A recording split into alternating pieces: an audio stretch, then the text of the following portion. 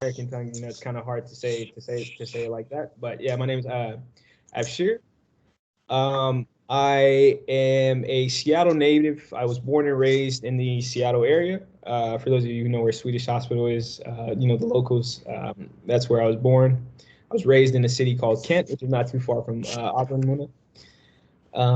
And I'm a son of Somali immigrants. The reason why I put this into this slide is because Skillspire's mission is to help people from all backgrounds, but more specifically, people who come from underrepresented backgrounds, and which is a reason why I really appreciate this company and this boot camp. And it really touches to my story, and I can relate to it. I've been a software developer for 4 years. I had somewhat of a rocky start. I was self-taught in the beginning, where I used to work at a car wash. Not a car wash, but it was a rental car uh, company, and I used to like vacuum the cars, and I used to wash the cars, and I was in and out of school. I used to go to a community college, but I didn't really know what direction I was going in life. Very confused. I knew I had big dreams, but I didn't know how to tackle those dreams. Then a friend of mine advised that I start programming. He's like, "Hey man, it's the wave. It's literally the the career that."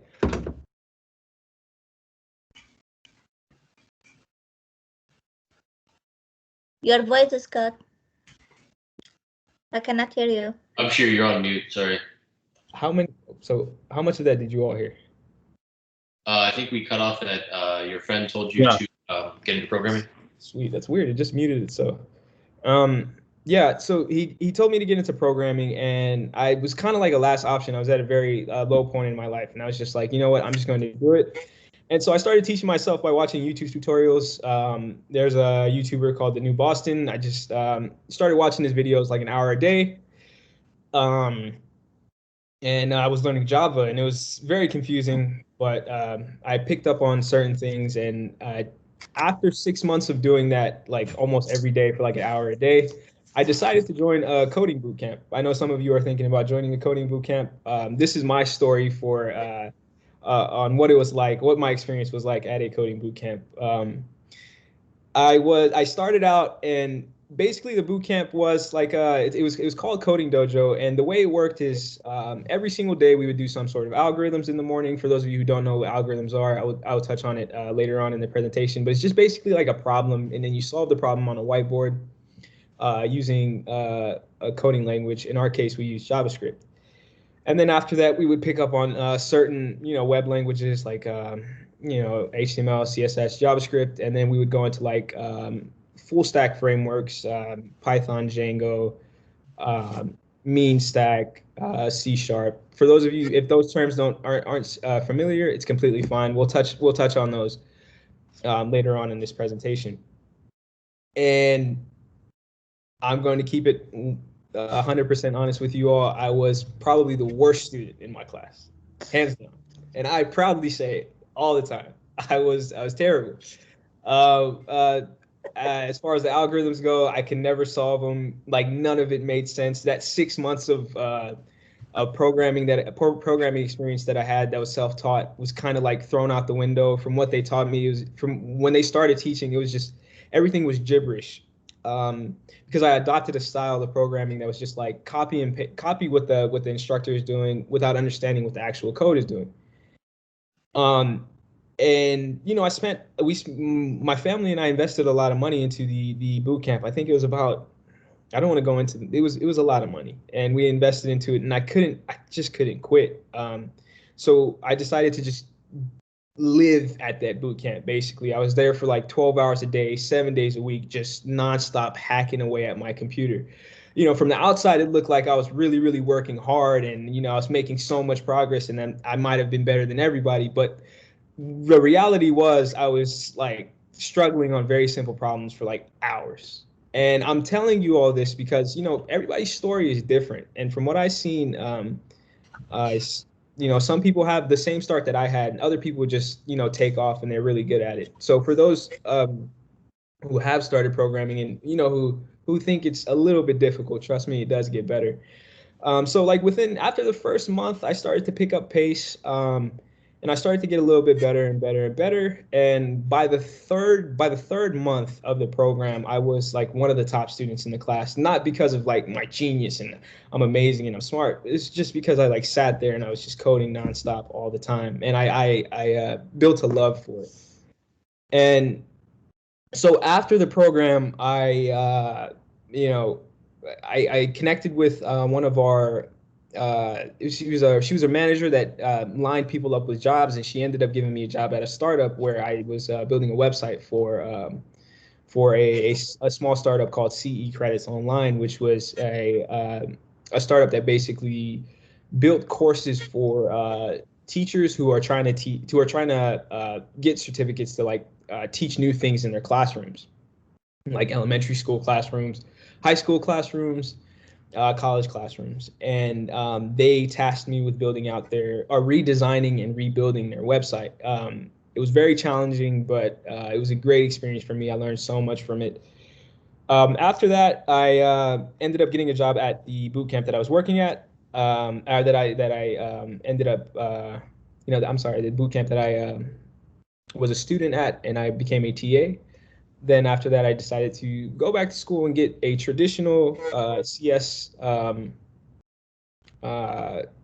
degree, which I'm currently in the process of right now, just to see like what the differences are, and basically dive deeper into like theory of like computer science and educate myself a lot better on everything that's going on in this tech world. And during school, I ended up working at another startup. It's called NextMe. It was a real estate startup. They tasked me with the same tasks, just building out websites for them, and helping them out with whatever work that they need.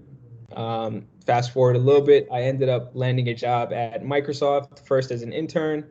Now currently still working there as an apprentice, contracted apprentice. So I'm working for them through a company called Cyborg Mobile, and that's where I'm currently at right now, and I'm enjoying every single day of it. It's a great job. It's an amazing experience.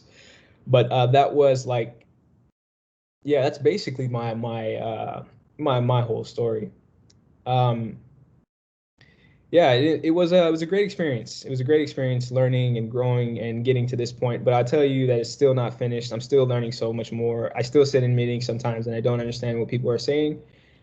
Because these technical terms are thrown out, so many times. But it's always a growing experience, and it's always very, very fun and challenging.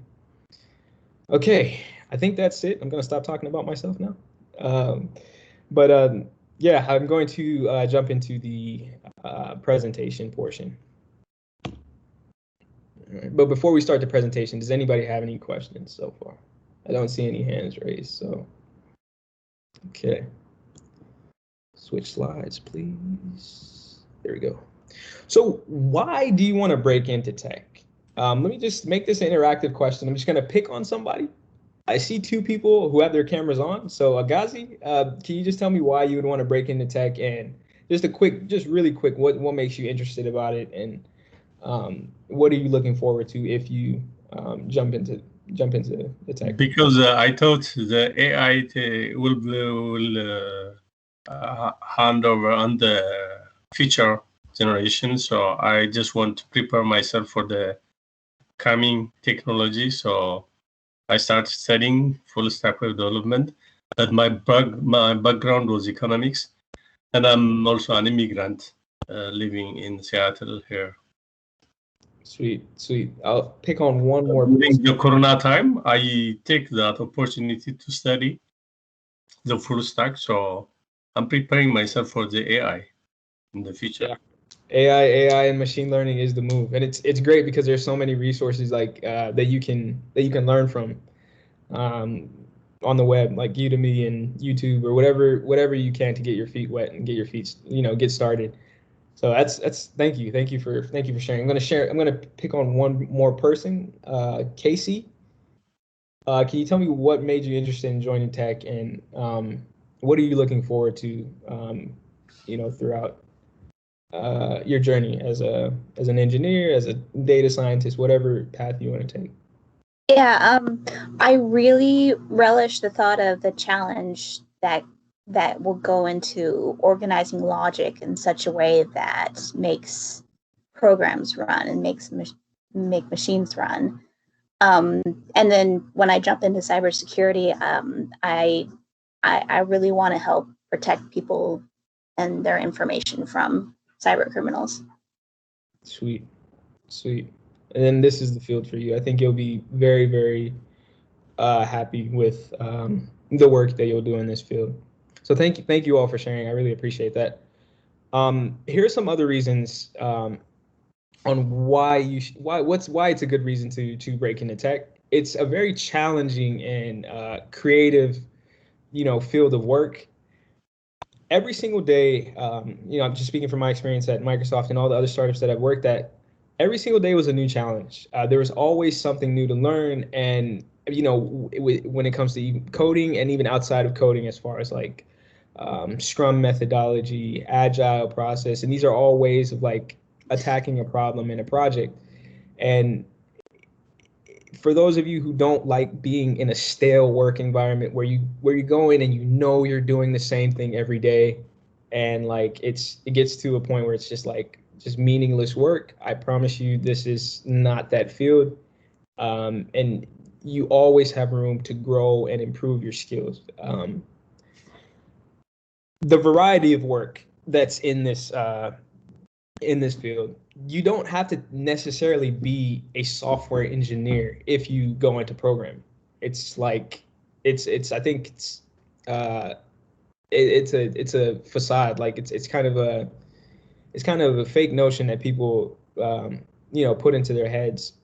You can go into data science. You can go into machine learning is also data science, but you can go into program management. You can go into software engineering as well, web development, backend, front end, full stack. Like it's again a field where you will not get bored because there's so many options, so many different paths and avenues that you can take. Maybe it's not your intention to become a data scientist, but you start working as a software engineer for about 2-3 years and you decide to switch fields. It's easier for you to transition into that field because you have that foundation in software development and with programming. It's a global industry, high demand, high pay. The greatest thing about this job is you can work anywhere in the world. Anywhere in the world, as long as you have a laptop and some internet, right? Of course, it's a privilege. I mean, you might have to get some skin in the game, maybe work 2, 3, 4, 5 years to get that remote position, but you can literally work anywhere in the world from the comfort of your home. As you've seen, like during quarantine, and it pays very, very well, very, very well. Another reason why to break into tech is that anybody can learn, literally, like anybody. I don't care if you're not good at math. I don't care if you're, again, like, not computer savvy or whatever excuse that you can put into your head, just throw it out the window because you can learn how to program. Anybody can learn how to program, right? I used to be one of those people who's like, I couldn't even picture myself being a software engineer, like when I was in high school or when I was, when I was first starting out in college, because I had a notion in my head that it was built for like, a certain group of people who are like super geniuses who, like are cornering the market and they control everything. But literally, it's like, I'm not going to say it's easy, but it's something that your brain can, wrap around. Like it's a very, very,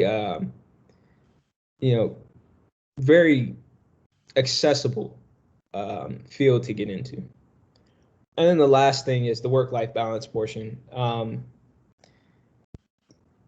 I'm not going to say that it's the least stressful job, but a lot of companies that I've worked with give their employees the opportunity to enjoy life while also enjoying their work. Right. And, Microsoft is one of those companies. Google, I heard, is also a great company. And and if you're not shooting for those big companies, there are thousands and thousands of startups just in the Seattle area for those of you who are local. And from what I've observed, a lot of them just give you the greatest balance when it comes to like work and life and pay and everything like that. And it's for me one of the most comfortable fields that I've been in, because I've worked in fast food, I've worked in customer service, I've worked in retail, I've worked in like all of that, and this is definitely the best field that I've been in so far. So before I move on to the next slide, does anybody have any questions?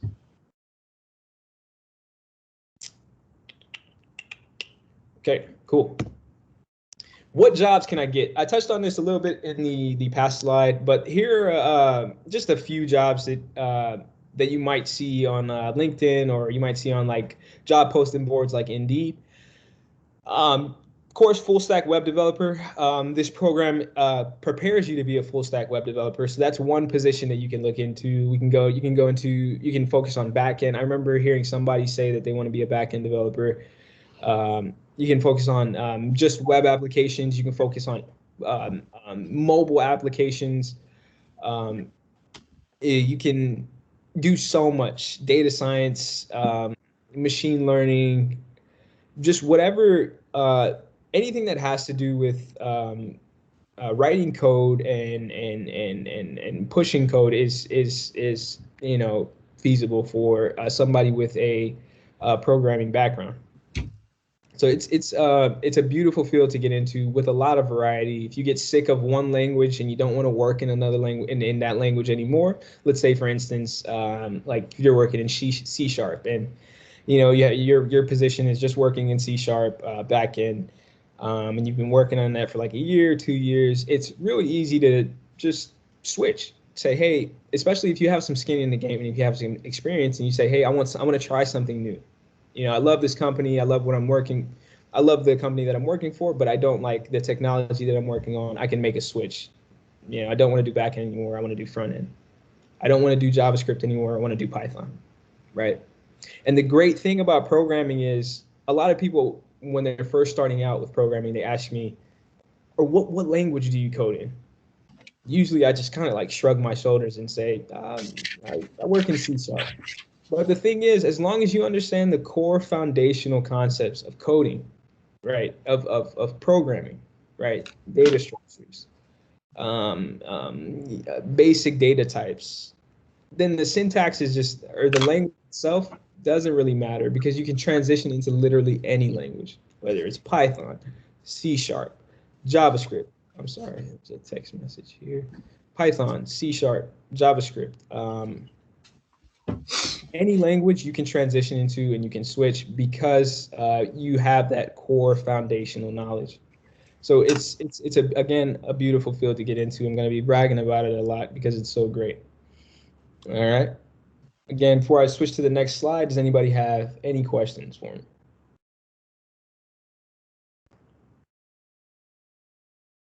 Okay.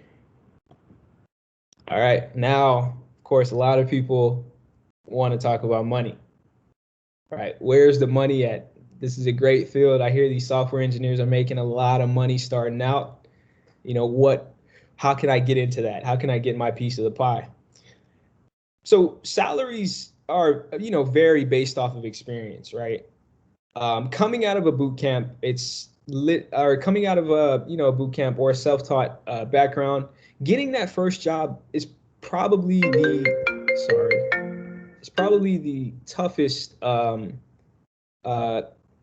toughest path. Even for me, it was the toughest. Everybody's story is different, but after you land that first job and after you get some experience under your belt, everything else just seems seamless. A lot of companies are going to reach out to you. They'll come after you. Recruiters will come after you based off of the skills and the experience that you have. But it's all about getting your foot into the door. You do not need a degree to be an engineer, a software engineer. You don't need 10 years, 15 years experience to get a job at like Microsoft or Google or Amazon or any of the startups around here. Just get some experience under your belt and start programming and start becoming better at this craft, and doors will open up eventually. So generally speaking, full stack web development skills set you up for many jobs with the potential for 100K plus salaries. Especially in the, I'm speaking specifically for the, West Coast, Seattle, Silicon Valley, Oregon areas where, they're giving out salaries like that. I know for a fact companies like Microsoft, Google, Amazon coming in, they give their employees those salaries starting out, especially if you don't have 5-10 years experience. But the great thing about it is the more experience that you have, the more money you can make. Literally, it just, as soon as you get your foot in the door, a whole realm of possibilities and opportunity opens up for you. And so even if the starting salary is below 6 figures, the tech, again, like I said before, the tech industry salaries tend to escalate very quickly. So let's say you take a job, your first job is paying you, 60, 70, 80K. That's not where you're going to be at for the rest of your career. Unless you feel comfortable at that salary, that's completely fine. But there's always opportunity to grow, and there's always opportunity to teach yourself and get better when it comes to this field. Again, last point, I touched on it before. Experience is key. It's very key, and experience isn't just getting a job at a certain software company. Experience is, hey, I code. I build software. This is what I do, right? How can people see that I have some sort of experience? Well, there's a website called GitHub. It can literally track how much you code, right? Based off of how much you contribute to your own software or other people's software. It will literally tell, it's like a profile that would show you how much you could do, how much programming you do. Also, you can build out a portfolio with all the websites that you built out and all the apps that you built out. And you can display that and put that on, you can showcase that to your future employers. And that is extremely key. So when I was talking about getting your foot in the door for that first big job, that first, 6-figure salary job, and you don't have any experience with other software companies, one of the biggest things that you can do is just build projects, your own personal projects, using the knowledge that you have accumulated through your experience as an engineer. Okay, feel like I'm talking too much. I still don't see any hands raised. Anybody has any questions, please don't hesitate to raise that hand or just ask. I know money's a big thing, so if anybody wants to touch on this subject before I move on to the next slide, I will gladly answer any questions about this.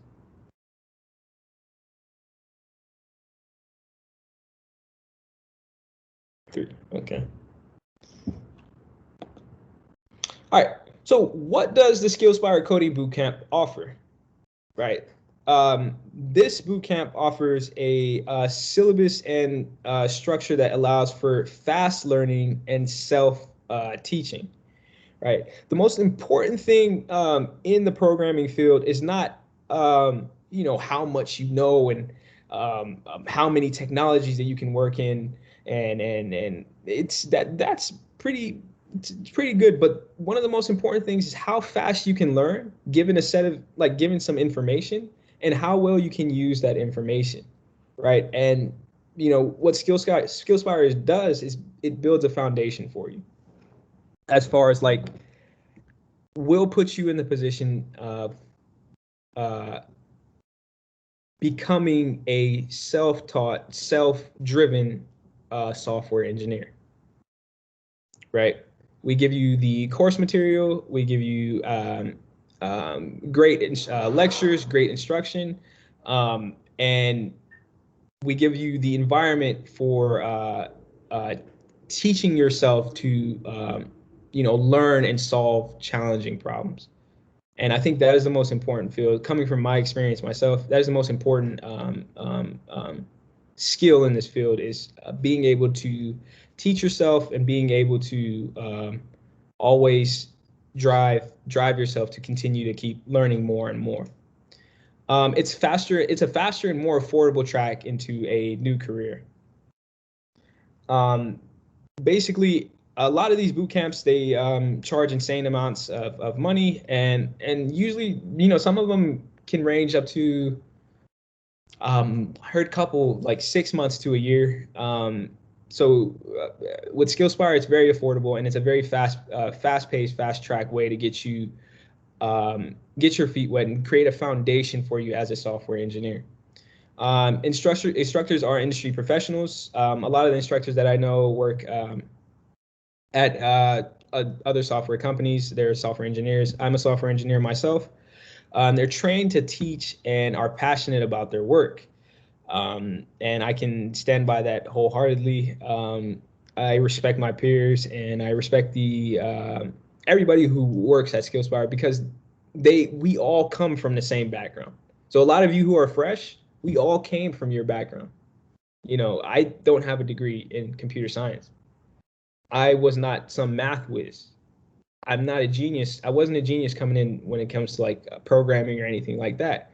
But it's just I just worked, and I tried my best to understand software development and coding and programming, and I did my best to adapt to this field. And a lot of the not a lot, but some of the instructors in this boot camp have come from the same background that I have.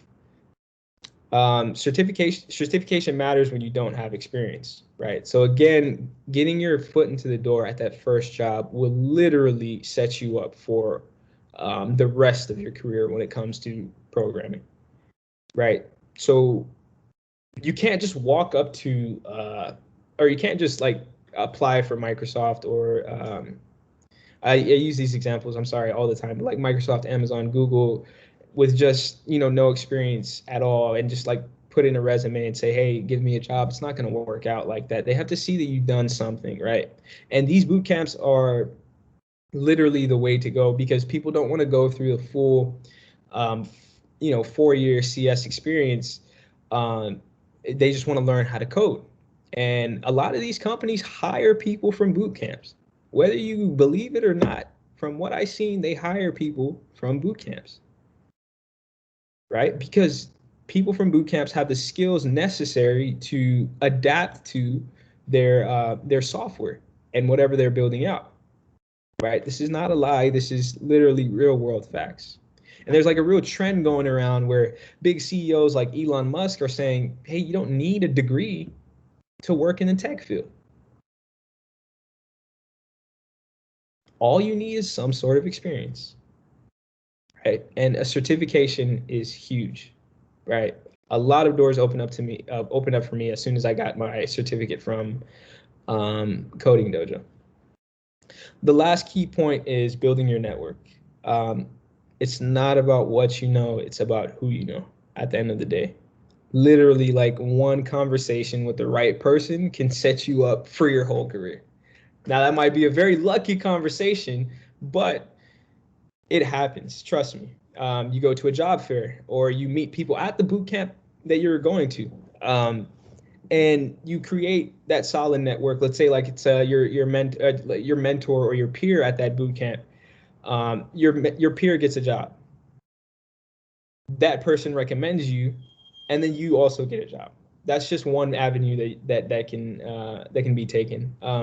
And another thing is, it's just a good thing to do when it's just communicating with people who also come from this background, because a lot of people who go the bootcamp route understand the struggle of not knowing, like, hey, I don't know what's going on, but I'm gonna work my way up, and I'm gonna learn how to code, and I'm gonna learn how to network, and I'm gonna learn how to interview, and then eventually get a job that pays me 6 figures a year. And just knowing somebody like that can really change a lot for you. So building your network is key, and that's why Skillspire is important, because there's a vast network of people who have gone through the Skillspire program and who are working full-time jobs right now, and who are very successful, who like to give back to the community as well. So I'm one of those people. I did not go through the Skillspire program, but I have been in the loop with Skillspire for a while, and I can wholeheartedly advocate for this program. Okay. So before I move on to the next slide, anybody have anything to say? Yeah, so if you're actually, I just wanted to add one quick comment to the things you've been saying. So yeah, for anyone who might be kind of skeptical, like the tide has definitely been shifting. So a lot of big companies have come up publicly, and have said that they no longer mandate a 4-year degree as part of their hiring process. And then even when you look within Skillspire, many of our instructors have taken very unconventional routes. Like we have one instructor for Hub, who's our Java instructor now. He's industry professional, a lot of experience, and he also went to UW, but he was a political science major. We have another instructor, Samia, who's a biology background. So we have someone who kind of skipped college altogether, just went straight from high school to just learning coding on his own. So we have a lot of unique backgrounds, and I have a cousin who's working as a developer, and he didn't, he was in college and he just didn't think it was worth his time, so he just dropped altogether. He just learned on his own, and I mean, now he's doing really well. So it really comes down to you, I think. I'm not working in tech, but I think Upshur can speak for himself and for a lot of the people at Skillspire and people that he knows probably as well, that when you get into tech, you'll probably meet a lot of unique people with really interesting backgrounds and people who took really unconventional routes. So yeah, I just wanted to add that in. Thank you, thank you. All right, so just to add more to what Faye said. So what's the difference between going through the Skillspire Bootcamp as opposed to going through, taking the traditional 4-year university route? Universities are extremely expensive. Extremely expensive. If you don't have financial aid, you're looking at probably like at a company or at a school like UW, more than $3,000, like a quarter, right? A quarter. So there's 4 quarters in a year. Most people do like 3 quarters out of the school year. So looking at like 9 to 10K, $11K a year for 4 years, and that's like $44,000 a year $44,000 for your whole education, right? And I'm genuinely speaking to you from a college student perspective. I took both routes, right? And universities require you to take courses that you don't really need to be an engineer. English, biology, chemistry, physics, math, just dumping information into your head that's just going to be thrown out as soon as you take that final test at the end of the quarter. And it's really not that beneficial. Many people can't afford to wait that long. They need something quick. They need to learn fast so they can get their new career started. And what Skillspire is good at is we remove all or most of the theoretical knowledge and focus on the technical concepts. So I have gone through my first year as a CS student at the University of Washington, and you'd be surprised how much programming we do. Almost none. Almost none. Little to no programming at all. Most of it is just theory. Most of it is just digging deeper onto like foundational concepts of computing, right? And I'm not knocking that experience. For those of you who are really interested in like, the theoretical concepts of computer science and programming and, all the things that go into like the mathematical aspect of the tech field, that the 4-year university route is good for you. But for those of you who want to learn how to code, who want to build software right off the bat, and who want to create and get into that job that allows you to create and build and enhance your skills, I wouldn't recommend the 4-year route. We also help you with training, resume building, LinkedIn profile, technical interview preparation, and job searching. So most people just think, all right, man, software engineer, I code. No, like there's a lot that goes into it. First of all, you got to be it's really important that you're a good person. When I say good person, I mean like somebody that people want to work with, right? It makes life a lot easier.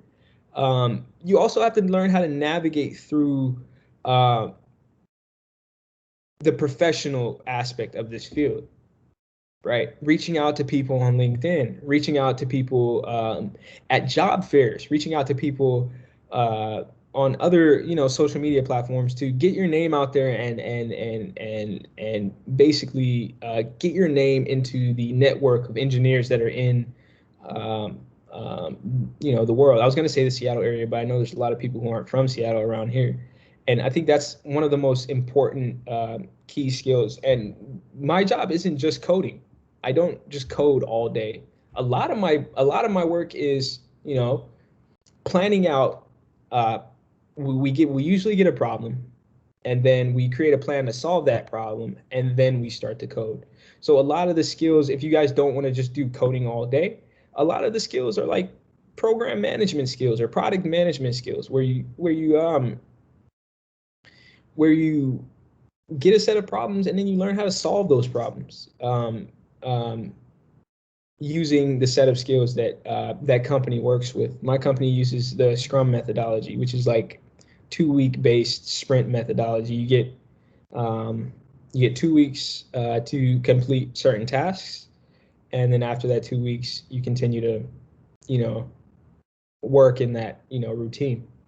And basically, there's a lot that goes into this field besides, just coding. For those of you who don't want to do programming all day, it is way more affordable for sure. Again, we were talking about $44,000 over a span of 4 years. Now, imagine a student pays that much, and then at the end of their schooling, they feel like they don't have what it takes to even be an engineer. They still have that imposter syndrome. And I promise you, this is the case for a lot of students that I spoke to, and a lot of people who are new hires at, let's say, like Microsoft. From what I've observed, they're people who are coming out of a boot camp and people who are coming out of coming from a university background with the same degree have the same, I would say close to the same level of knowledge when it comes to completing the job that's given to them. So it's a cheaper, more affordable, more quick option, right? Skillspire also offers flexible payment plans and options, offers mentorship and community, which is the most important thing, one of the most important things when it comes to, jumping into this field, especially when you're fresh. Having somebody who can mentor you, and then also having a peer who's going through the same thing that you're going through is key, right? Because that's what creates growth. You can have a little sense of competition with your peers. That's completely fine. But just having somebody to look to and say, hey, are you struggling with this problem too? Can you help me out with this? And that person will gladly help you out because they've been in the same shoes that you've been in. It's literally at Coding Dojo is the same. At Skillspire, when I was teaching, it was the same. It's a beautiful environment where people are genuinely interested in helping each other because we basically, for those of you who don't have a lot of experience, we all come from the same background. We know each other. We know each of our students on a personal level, and we help guide you through every aspect of transitioning into your dream career. So helping you learn how to interview, helping you, teaching you how to communicate on a professional level, and reach out to recruiters and other people who can help land you that job. And I think one of the last key points is that there are no massive classroom sizes, right? I've taught 2 cohorts. Both of those cohorts were less than 10 people. So why is that important? It's important because you get attention. If you have a question, your instructor can answer that question for you. And if your instructor can't answer the question, or if your instructor might be busy for any reason, you can ask your peers. And it's more of a closed in, focused environment where everybody feels like they're getting something out of this program and they don't get lost in the mix. As opposed to, I don't want to knock the universities because a traditional university education is fine. For those of you who got one, it's completely fine. But for those of you who've been to college, you know how big those classroom sizes can get. Hundreds and hundreds of students, especially like intro level programming classes, right? Hundreds and hundreds of students. You get lost in the mix. You can't communicate with your instructor. If you don't know anybody in that class, you're lost. And this is what I enjoy about these boot camps, because the subject is, everybody's focused on one subject. We're all learning the same thing at the same time, and we're all given the platform to be able to communicate with each other and ask people questions, and we're all able to grow together. And it's really a beautiful thing. Very, very beautiful thing. So do we have any people in this group who come from a university background? I am really doing damage when it comes to universities. I'm talking a lot of smack. So do we have people who, can I do a show of hands? Anybody who comes from a university background? Guys, yeah, I heard he said he has a economics background. Casey, what is your background? It's nothing with tech. It's just general studies, interdisciplinary studies. Sweet. Anybody else have? Okay. Don't want to butcher your name. Fisayo? Fisayo, what's right. My background is geology. Geology. How do you say your name? Fisayo, you are right. Sweet. So geology, we have economics, we have general studies. And so you three, you've been through the experience of being a university student. So you know what it's like, you know what I'm speaking about. And basically what's so great about this is you still get that school feeling where you're learning and you're engaged with your peers and all of that, but it's condensed into a small environment. You don't pay as much, not nearly as much, and you grow at a rapid pace. I think that's one of the most important things, is just how fast you grow and learn, and that's what makes this such a great experience for sure. All right. So sorry, up here. I think Krishna and Agazi, they raised their hand for questions. I think we kind of skipped over. Did you guys want to? I was just asking them if they were university students. So Agazi, Fisayo, Casey. Yeah, I was just about to ask you about the. You said the certification is important. So, what other certification do you recommend? A bootcamp to the full stack development. Yeah, obviously a bootcamp certification is great. It's one I advocate for, as opposed to like finding a certification online, like an AWS certification or like a Udemy certification for a course that you've taken, because most of the time you're taking those courses by yourself. And this is cool. Like if you're good at learning on your own and being self-taught and being self-driven. Yeah. For example, I'm taking the AWS practitioner course on Coursera. Yep. So I just want to know if the practitioner course is enough for an inter. Yeah. I will touch base on this a little bit later, but there's a lot more that you have to do to get into a internship role or a full-time position. One key thing is learning how to interview, right? And most of the time, these companies aren't, when you're interviewing for them, they're not going to sit down and grill you on AWS. They're not going to ask you a lot of AWS questions. Most of the time in these technical interviews, they're going to say, hey, we have this problem, this algorithm, and we want you to solve it using a programming language, right? Now that certification that you have is great. It can probably help you out in actual work and the work that you're doing and the job that you're getting into. And they might even ask you about it in the interview and might ask you some questions about it. But the thing that really gets you the job is the algorithm portion and the technical interview portion of the job, which is they give you a problem and they ask you to solve the problem using a programming language like JavaScript, C#, whatever programming language of your choice, they'll ask you to solve it. So if you're looking for an internship, if you're looking for a full-time position, It's almost always the same process. Hey, we're gonna take you through a personal screening. We just want to see who you are as a person. We want to see if you're a good fit, and if they like you on a personal level, then they give you a technical interview. And then that technical interview is like the algorithms that I was telling you about, that I'm going to touch base on more later on in this presentation. So it's good to have that certificate, but it's not going to always land you the job. Just keeping it 100% with you, right? There are a bunch of other skills that you need to have in order to get that job. Interviewing is one key skill for sure. And yeah, interviewing is one key skill for sure. Sorry, I thought everybody was raising their hand as far as for the university question. Does anybody have any other questions regarding this slide? So Mark, Mark did ask a good question that I answered in the chat regarding. Thank you very much, Abshiram. Yeah, no problem. I don't see the chat. Sorry. Let me open up the chat.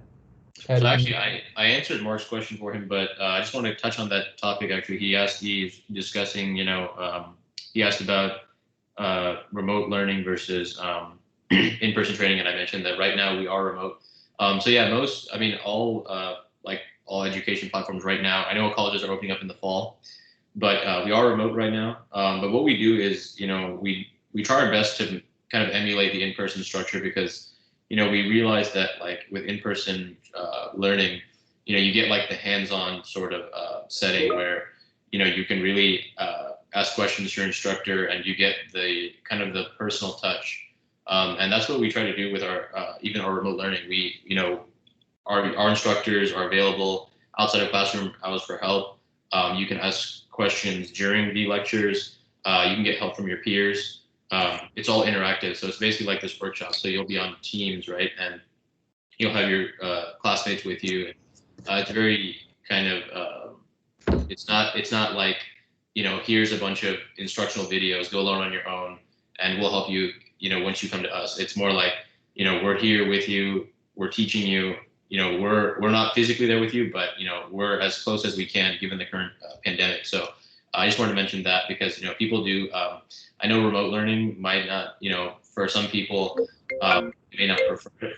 But, we do feel like we kind of try our best basically to, provide that same kind of in-person feel that you would have under normal circumstances. Yeah, for sure. So Muna asked a question. She said, do you offer certification credit or graduation form? So yeah, you will get like a certificate, a graduation certificate if you once you complete the program. Yeah, that's something that you can, show to employers, and also, the project, right? So the final project that you complete is huge, right? So that's something that you can put on your resume and showcase to future employers as well. So yeah. Yeah. So FaZe, I don't have access to the chat. I didn't have access to the chat. Now I have access to it. For those of you who did ask questions through the chat, I'm so sorry I did not see them. But now I think I should be able to see all your questions. So I'll make sure to stop and answer these questions. If you do have a question, just put it in the chat or just raise your hand, and I'll get to your questions. Okay. Moving forward. So okay, slide, move forward. So how many of you are working full-time jobs right now? Just by show of hands. See, show participants. Okay, we have 1, 2, 3. Okay, and I think maybe a couple more people are working full-time jobs or working part-time jobs. This is a big scare for a lot of people when it comes to joining a boot camp, because a lot of boot camps in the area are, fully immersive boot camps. They're full-time. Like you have to be there all day, 10 to 12 hours a day, and immersing yourself in code, which means you can't work. Or some people even work after they get out of the boot camp, which is like insane. You never get sleep. Don't worry, you don't have to quit your job. You don't have to you don't have to put yourself in that position where you have to struggle while you're learning. The great thing is all of our courses are part-time, right? Classes are only held on the weekdays and in evenings. We also are implementing study sessions and tutoring sessions. But for the most part, you do not need to focus on this boot camp full time and lose out on, maybe, going, struggling with rent or whatever you have, struggling with your expenses and your bills because you can't work because you have to learn, right? So it's a great alternative. It's a great option for those of you who are working full time. Our courses are designed for people with full-time jobs, part-time jobs, whatever job you're working. If you can't make a certain class, we almost always, I recorded all my lectures. We almost always record all of our lectures so that you can, look at those lectures and learn from them. I advise for those of you who are joining, do not miss class. If you really, unless it's like super, like very, very important, don't miss class because it's a great opportunity to interact with your peers and ask questions to your instructor and basically get the full interactive experience when it comes to learning at the boot camp. And if you need help outside of class, again, you can always reach out to your instructor outside of classroom hours for help. We have TAs who set aside sessions on the side for those who are, who might be struggling, who might need more attention when it comes to the programming, and they can sit down and work with the TA and get some basically extra learning time if that's the case, right? And it's a great opportunity for those who have a busy schedule, who even have for those of you who have kids that you need to tend to.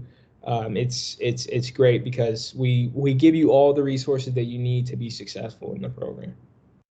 All right. And Yasmin did add the schedule for the courses. So Muna did ask, how many online classes per week, timing frame, so we can manage our time schedule. Yeah, so 6 hours of learning per week, and we're currently working on an immersive version where we include 12 hours of additional labs. So if you're someone who has a little bit more time to learn, we do have a slightly more rigorous version, but our standard full stack course is 6 hours per week, and we give courses on Wednesdays and Saturdays for those. So as Yasmin mentioned, that's the immersive version that Yasmin put the hours for, 16 weeks. And then the standard full stack we have on Wednesdays and Saturdays. I believe it's 6 p.m. to 9 p.m. on Wednesdays, and then I believe it's 9 a.m. to 12 p.m. on Saturdays, and that's Pacific time. So that is West Coast time.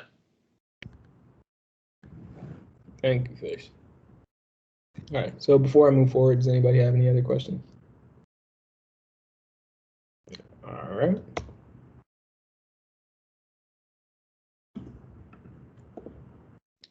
All right, so for the next portion, we're going to start just talking about code. We're going to start talking about programming languages and everything like that. So before I move forward, does everybody have Visual Studio Code installed or any of these text editors installed? Because we are going to go through a demo, just a quick demo, but it'd be good to have these installed before we start the demo. Let's see how we're doing on time. We got about an hour. For those of you who don't have it installed, FaZe, if it's okay, can I give everybody 5 minutes to install the text editor and just make sure that we have all of this installed before we continue? Yeah, so we can give everyone 5 minutes. If anyone needs a quick break, feel free to get a cup of water or get something to eat. We'll give everyone 5 minutes just to quickly kind of refresh, and then if you haven't already, download the text editor. I put the link in the chat. I'll send it again right now. Here it is.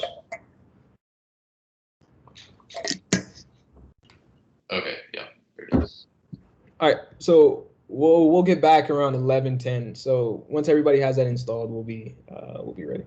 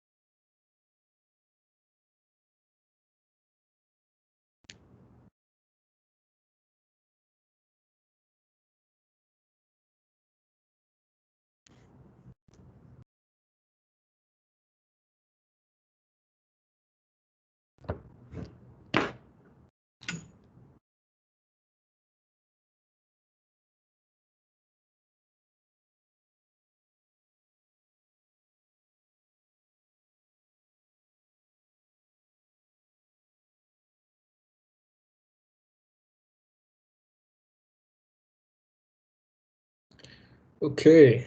All right, let's get back to it. Oh, so for the second half of the workshop. Sorry, Afshir. I think Peak has a question. Okay. Hey, Peak.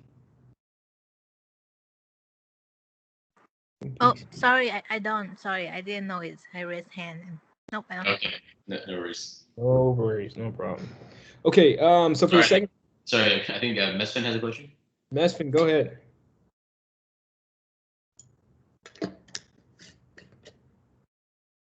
Go ahead, Mesfin. You're muted, so if you're asking the question, we can't hear you.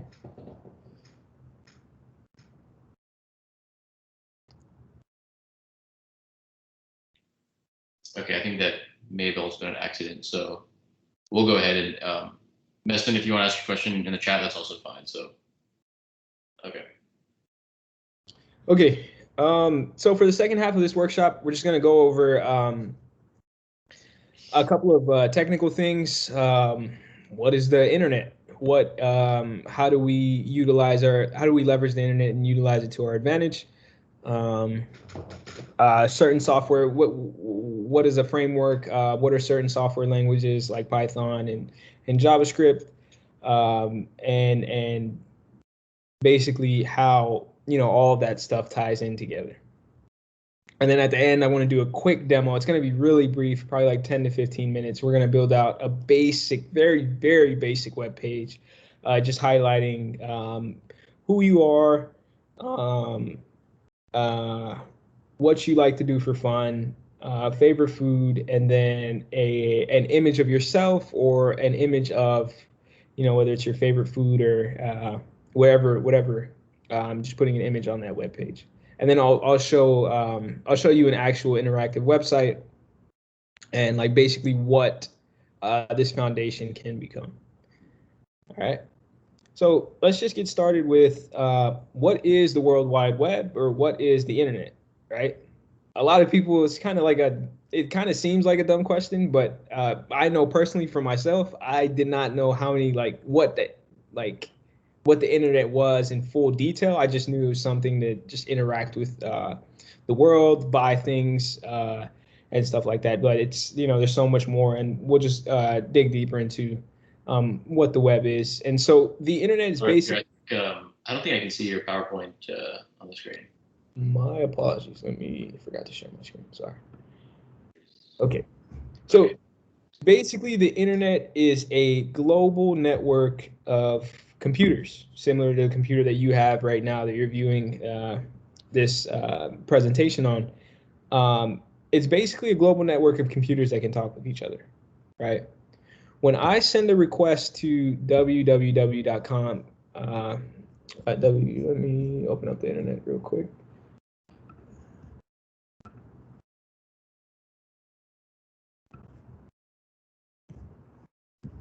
So basically, when I send a request to Facebook, right? Let's do facebook.com. Right. It's basically my computer sending through my browser, sending a request to a computer that's hosted by Facebook. I mean, a computer that hosts Facebook code, right? So that's basically all that's happening within an instant, within like less than like a snap of your finger. It's literally two computers interacting with each other. Your machine is interacting with a machine somewhere else. So the web is made of clients and servers. In our case, with what I just did, I am the client, right? I am the person that needs data. I am the person that needs the service. So I'm going to send a request to a server who's going to serve me data in simplest terms, which is the computer that's going to give me the data that I need. And the data that I need is this web page, right? In the simplest form, that's basically all that it is. Just a bunch of requests and responses. All right. A client is, again, a user's internet connected device or its browser. So basically my machine, Google Chrome, and my fingers typing in the URL that I need. And again, the server is a computer that stores the web pages, the application, and all the data that I need. And so one key component that the internet basically runs off of is the request response cycle. And the request response cycle is basically, again, I'm going to go back to Facebook. In my browser, I type in, a URL. And the URL in this case is www.facebook.com. Facebook.com. When I type in this URL, my browser converts that URL into an IP address. That IP address sends a request to Facebook servers. Facebook servers then gives me a response back with all of this stuff here. Whatever we see here is literally a bunch of code that's packaged on a computer somewhere in, like, I don't know, some rural area in like Nevada or something. Like, I don't know, but that's where the computer is, and it holds this this code, and then that code gets sent to my browser. It gets interpreted by the browser, and then it gets displayed, into the, displayed by the browser into this, like this, in this format. Right. All that stuff happens within the instant, like basically like a snap of a finger. Super cool. I know. So how does the World Wide Web works? Try to say that 3 times fast. How does the World Wide Web work? The browser searches through the domain name server for the website IP address. The browser then sends an HTTP request to that server, asking it to send a copy of that website. So basically what I just explained before, all of that is happening within a snap of a finger. The server then approves the request if it's something that it can do. Like, I'm not asking, when I type in facebook.com, I'm not asking for a certain profile. I'm not asking, to get access to somebody's messages. All I'm asking for is this login and registration page. And that's basically, everything that I need. So if it's something that's approvable, Facebook will then approve that request and then send a response back with the website files in data packets. So the data packets would be just a bunch of files, mainly consisting of the contents for the web page, right? And the contents of the web page are built using languages like HTML, CSS, and JavaScript, which we will touch on after this slide. And then the browser assembles the data packets into a website, and again, it displays the homepage. All right. I don't know if my chat is still muted, so if anybody is asking questions, Faze, just please give me don't hesitate to stop me. Sure. All right, so what is full stack web development? All right, full stack web development consists of 3 key components, front end, back end, database. And talking to some of you in the chat, I know, some of you know what these three components are. Some of you have worked in either portion of the stack, and you probably have some experience with what it is. But for those of you who don't have any experience with full stack web development, front end, back end, database, whatever, basically it's for the front end, it's the client side. So when I say client, I mean the browser, of course, and the person using the browser. Right, and the client side, everything that we see on this web page right now is built using 3 languages. Right? Can anybody tell me what those 3 languages are before I know you've probably seen it on the slide, but I'm going to leave it hidden for now. Can anybody tell me what those 3 languages are? What are the 3 main languages for displaying content on the web? Yeah, Casey, go ahead. Close, Mark, but we're just talking about displaying data to the client. So just the front end, the aesthetics of what we see. Okay, Muna said HTML. Yes, that's one of the languages. Still need 2 more. CSS. Thanks, Mark. Sika, thank you. CSS. We got 1 more. JavaScript. Yep, JavaScript. Sweet. So HTML, CSS, and JavaScript.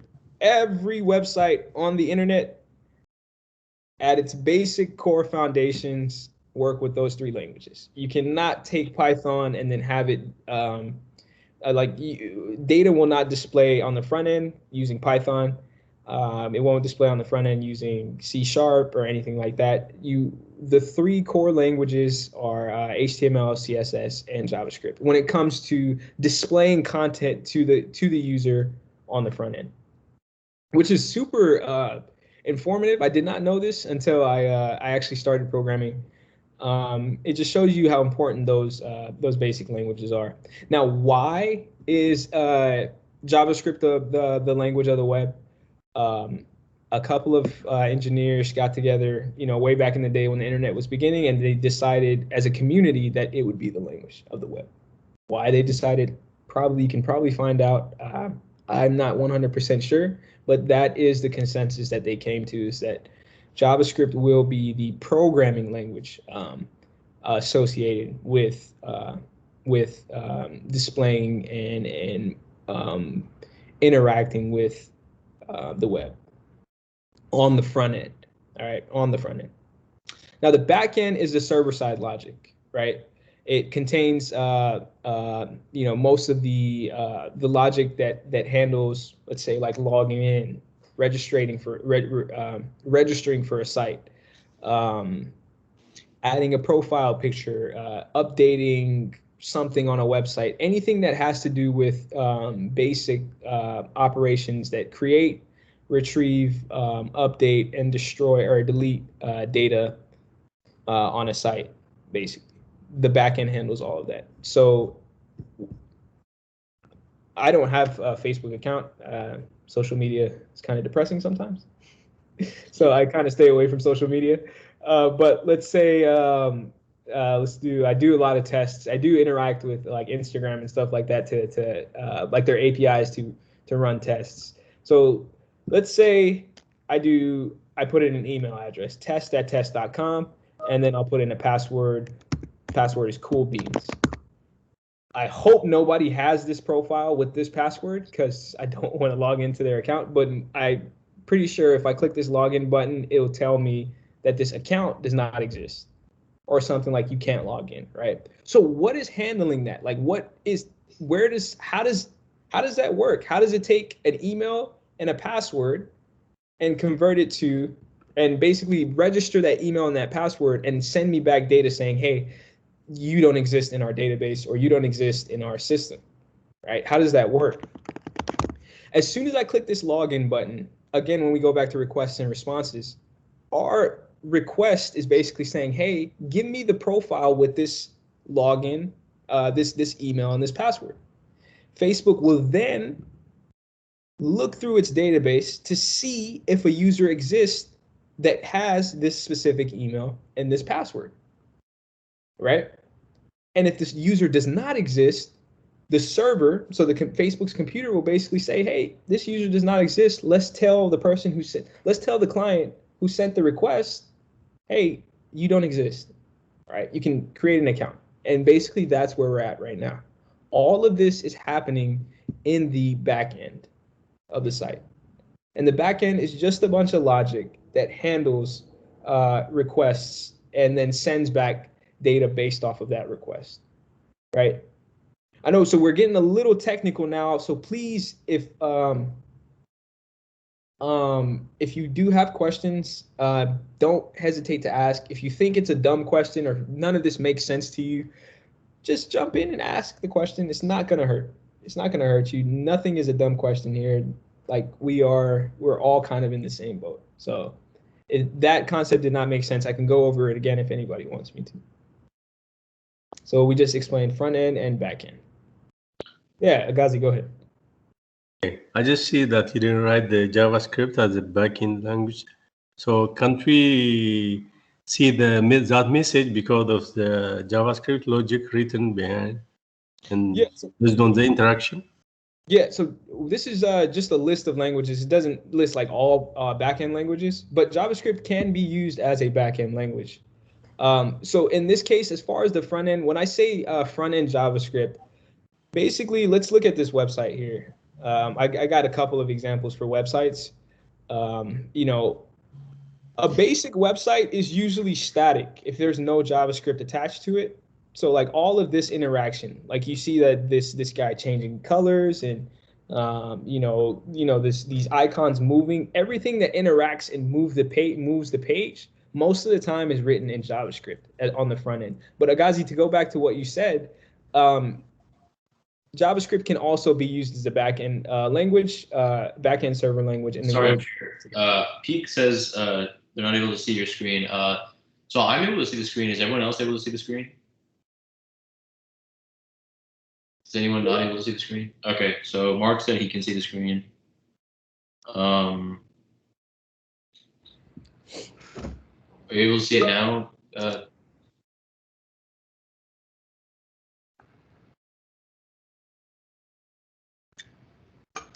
Okay, most people can see it. Pete, if try jumping out of the car and coming back in. You might be able to see the screen after that. Okay, cool. All right. So Agazi,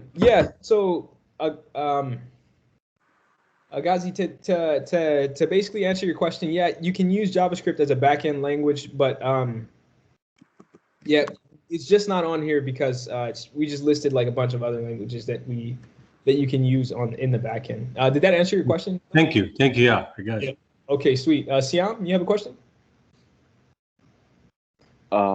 Yeah, hi. So earlier you mentioned about the backend and it's being used to like update, delete, and add information. Yeah. So I was wondering, isn't that also a part of the database? Like I've done a little bit of SQL where you like update, delete, and retrieve stuff. Yep. So I was wondering if you could like differentiate the two. Yeah, sweet. A little bit. Yep, I was going to touch on the database after I explain the front end and back end. But thank you for asking that. So the back end is literally like the middleman. If you think about it, most of the time you'll hear the back end is like middleware. Have you ever heard of that term? Middleware is a term that can be used. Yeah, it's basically like the middleman where the client interacts with the browser. It says, hey, I'm trying to log in.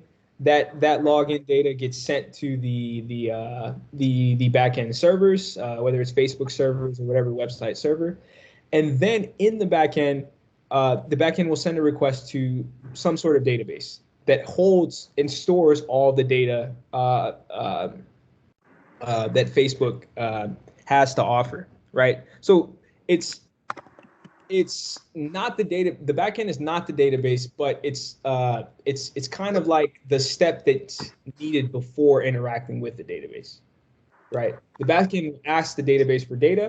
If the database contains that data, then it will send that data up. If the database does not contain that data, then the server will say, "Hey, our database doesn't contain the data," and the client will get that information.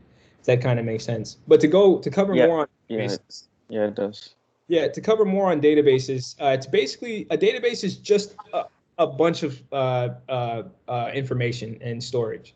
Most of the time, a database is like I don't want to say one big file, but it's somewhat of like under the hood. It looks like an encrypted file with just a bunch of rows and records and data, right?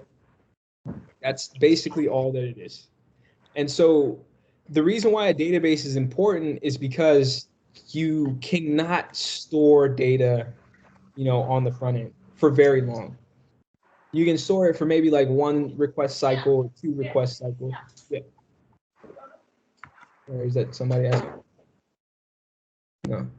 Yeah, so you can only store it for maybe like one request cycle or two request cycles, but it will not store the data permanently on a website, right? You would need a database to store like user information, cost information. In the case of Facebook, like somebody's mic, I think somebody's talking. Thank you. Cost information, profile information for the user as far as Facebook goes. So Facebook's database would look something like, I'm using Facebook as an example because I think most of us have used Facebook at some point. So Facebook databases would look something like a bunch of rows and records of users. And those users have like a profile picture, all their other pictures associated with that, a name, a list of friends. All of that stuff is connected to a database, right? But it's not, it sounds like one of the most important pieces, and it is an important piece, but the database is kind of useless if you don't have anything interacting with it. So you need to have something that says, hey, I need data from you. And that's what the backend does. And in order to get that request from the backend, you need to get that request from the client, if that makes sense. So this is basically the core concept of full stack web development. Full stack refers to the technologies used in the stack. A full stack web developer can build a full web application, including front end, back end, and database. And that's what this program and this bootcamp focuses on as far as the full stack web development courses go. Right? Okay, I'm able to hear him as well. All right. I don't have any issues hearing anybody at the moment. So this is a very important concept, and I don't want to just like slide over it. So please, if you guys have any questions about this, please don't hesitate to ask. If anybody needs me to explain this again, I can definitely do that. Just give me like a raise your hand or anything like that, just to indicate that you would like me to explain a certain portion of this again.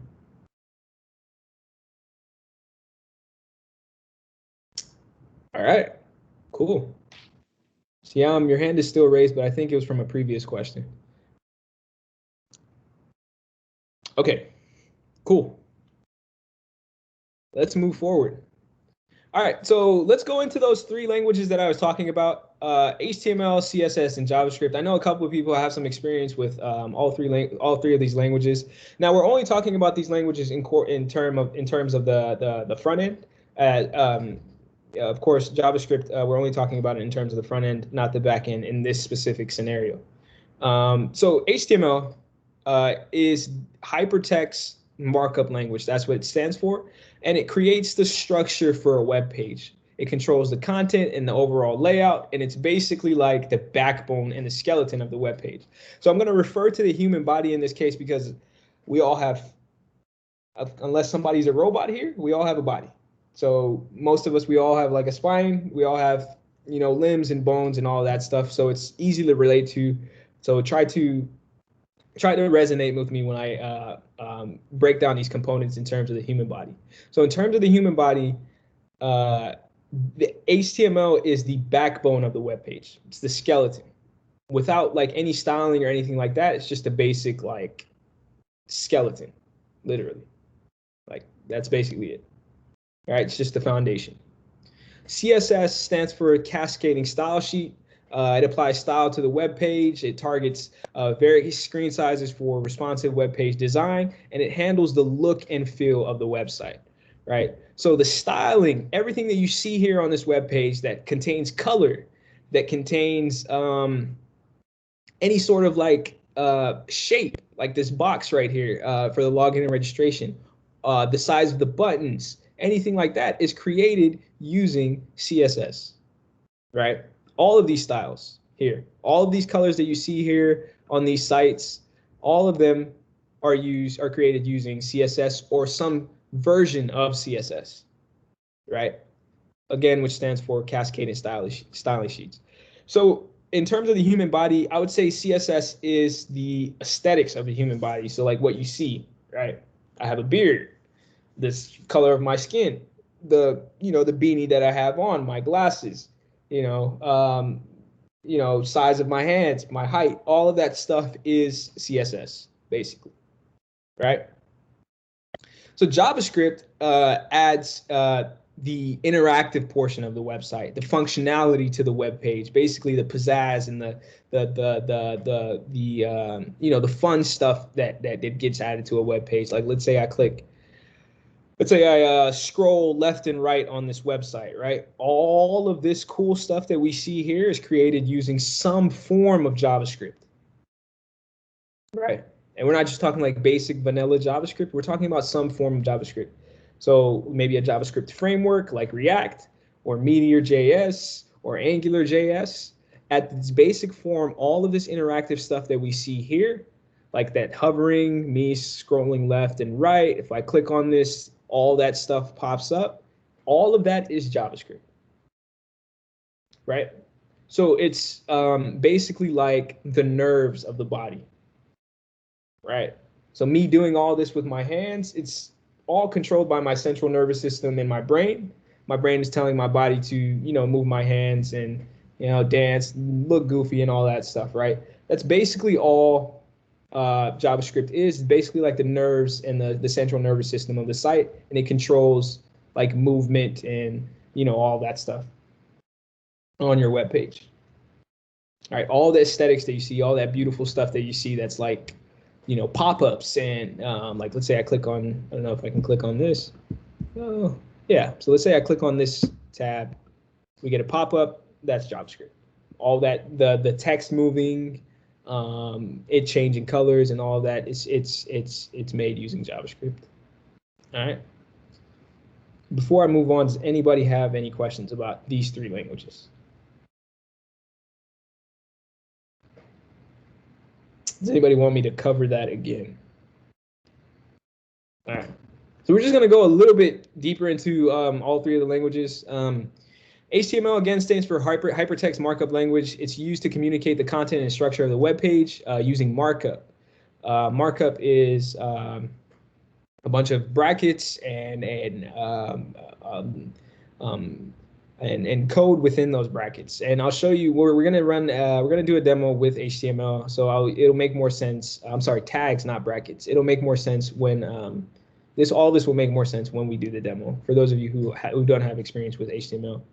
So elements are key in HTML. HTML uses tags to define content type. All the titles and the paragraphs and the texts and links, anything that you see that's interactive on this site, that's not interactive, but anything that you see that's like text related, like all of like Facebook, connect with your friends in the world, HTML. This button in its core foundation, skeleton foundation, is created using HTML. It's a button tag in HTML, right? This field is a form field. This is created using HTML. Buttons, all of these links at the bottom, the text that goes within the links are nested within HTML tags, right? So again, when I say it's the backbone, it really is the backbone. Now, if we removed all the styles from this page, it would just look like a bunch of like black and white text, and then you'd be able to click on some links, but it would not look pretty like this, right? So the tags are not displayed. They simply allow the browser to interpret what type of content is rendered. It is and is rendered correctly. Again, HTML acts as the skeleton or the backbone of the site. I'm going to give you all access to this. I don't know if I can give you access to this PowerPoint actually, but I'm going to add some links to the chat. One of my favorite websites to use to learn HTML is W3 Schools. I wonder if I can copy this link. I cannot copy this link. I'll make sure to add this to the chat afterwards. But W3 Schools is one of the most important websites that I use to learn HTML, to just get better with understanding HTML. So let's move forward with CSS. CSS is basically the styles of the site. As I said before, it stands for Cascading Styling Sheets. Any colors that you see on the site, any any font style, like Facebook's font style, anything like this square that you see here is created using CSS, right? All these margins, all of that stuff is created using CSS. So without CSS, this page would just look like a mess. And I'll show you later on why CSS is so important. Okay, and so CSS has evolved so much since the internet's conception. Now there are so many frameworks that you can use, like Bootstrap and Materialize and Sass, Semantic CSS, a lot of stuff that you can use to help with styling a page, but at its core form, all of these are CSS. So if some of these terms seem familiar to you, at their basic foundational root, it's just CSS, right? Okay. And the last of the big three languages is JavaScript. JavaScript is used to, again, add functionality to the site. Some history on JavaScript. It's a language that was introduced to the programming community in 1995. It was used to create programs in Netscape. For some of you who were alive during the internet's conception, like when all this cool stuff was happening, some of these, like Netscape, might be a familiar company to you. It's a browser that was similar to Google Chrome and Internet Explorer. before those two giants took over the world.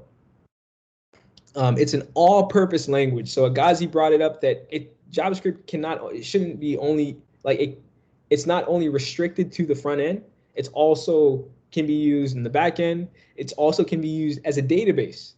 There's a database called MongoDB that's written solely in JavaScript. It's used. It's created using just JavaScript objects, and is very, very cool database.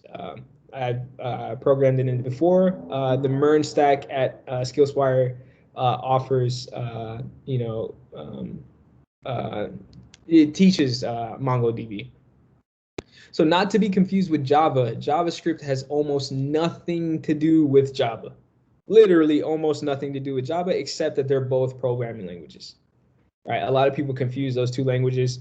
Maybe they sometimes think it's the same thing, but they are two completely separate languages. And I would say it's like night and day, right? It's literally like, English and Chinese, right? Or, it's two different, like two completely separate things.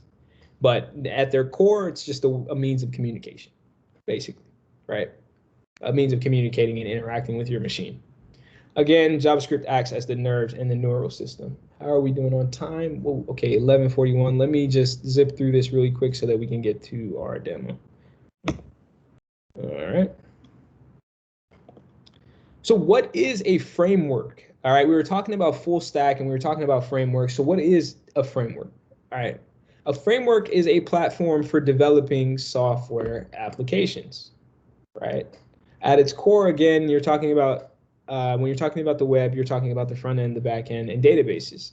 So how do I create an application that utilizes all three of those aspects, right? Do I do it from scratch? Oh man, that sounds like a headache. How do I do it? It's a problem that's been solved by people before. It's a problem that's been solved by engineers who have also ran into this problem, and they decided to create, basically create code that makes it easier to build full stack applications. And that's what a framework is. It's just a bunch of code that somebody wrote to make it easier to build a full stack website or an app, right? And it utilizes pre-designed sets of code, again, that provides a framework for your application. It's kind of like an outline. I don't know if you were back in school, if a lot of you remember when writing an essay, like in the early parts of school, they would give you an outline for the essay. Like, hey, this is your title, this is your body paragraph, and all that stuff. That's basically what the framework is. It's kind of like plug and play. All right, you utilize a framework for what you need, and basically makes it easier for you to get a website up and running. So here are some examples of some frameworks. Two frameworks and two languages that Skillspire the coding bootcamp teaches. Python is the language. The framework is Django. Django is a very, very robust and beautiful framework that is used by a lot of companies like Instagram, Facebook, and it's a very easy to use, robust, bulky framework that's built for like big, very big applications, right? Another stack is React and MERN. React is a front-end framework, so it's strictly like whatever the client sees. MERN is the full stack, and MERN stands for MongoDB, that database that I told you about. Express, which is the back-end server-side language. React, again, which is the front-end portion, and Node.js, which is the kind of like the binder that brings everything together. Right, it's what makes it's what makes it easier. It's what makes it easy to connect like all the stack together. And Node.js is a very powerful platform that's used by a lot of engineers. We use Node at Microsoft so much, and it's very, very, very, very powerful tool that is used by engineers all around the world. Right. Okay, no questions so far. So what is React? Just by show of hands, has anybody ever heard of React.js at all? KC has heard of it. Can you give me, before we even read the slide, can you tell me what you think React is? KC? It's, I haven't really had any experience with it yet, but I believe it's the like pre-done code that you can put in your application so that you don't have to type it all out again. Yep. Basically, like it's a framework. If it was created by Facebook, that it's makes it easy to spin up front end the front end portion of your application, right? So Facebook is probably using React in this case. All of this stuff that we see here is probably in some form created using React. And what React does is it utilizes HTML, CSS, and JavaScript. And the developers who created React have packaged the code up in a way that if you need to spin up a website, especially the front end of the website, without having to put in a lot of like effort, dealing with like margins and all that stuff with CSS, React makes it a lot easier to basically get that done, especially on the front end. Agazi, I seen your hand raised. Did you have a question? Yeah, I just want to say that React is a JavaScript library that helps us to build components. Yeah, you got it. Yep. Basically, he got it right. That's exactly what it is.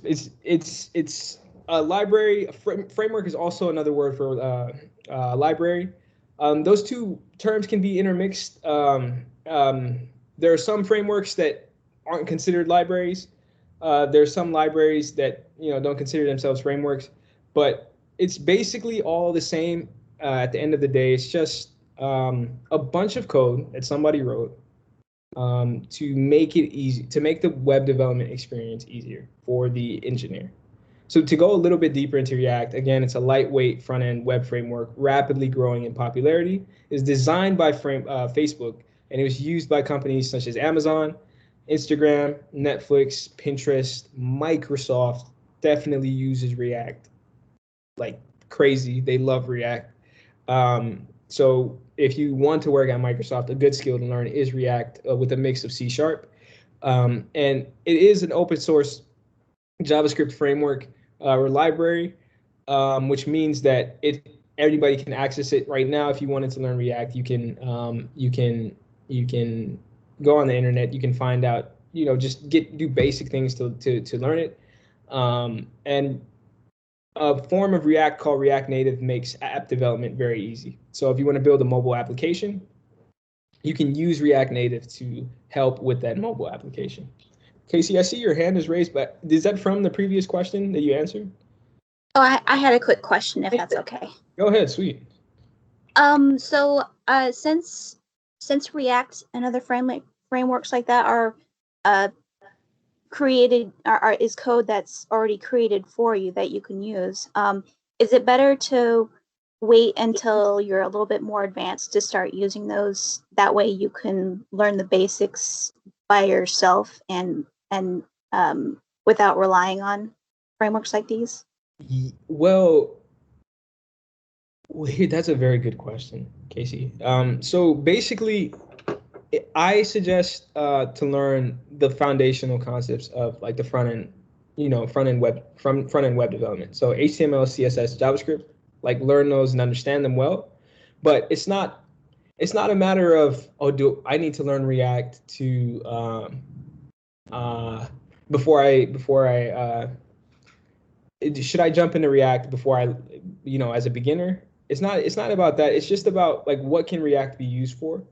So a lot of you want to find a job at the end of this program, and React is used by a lot of industry professionals to, help build their software.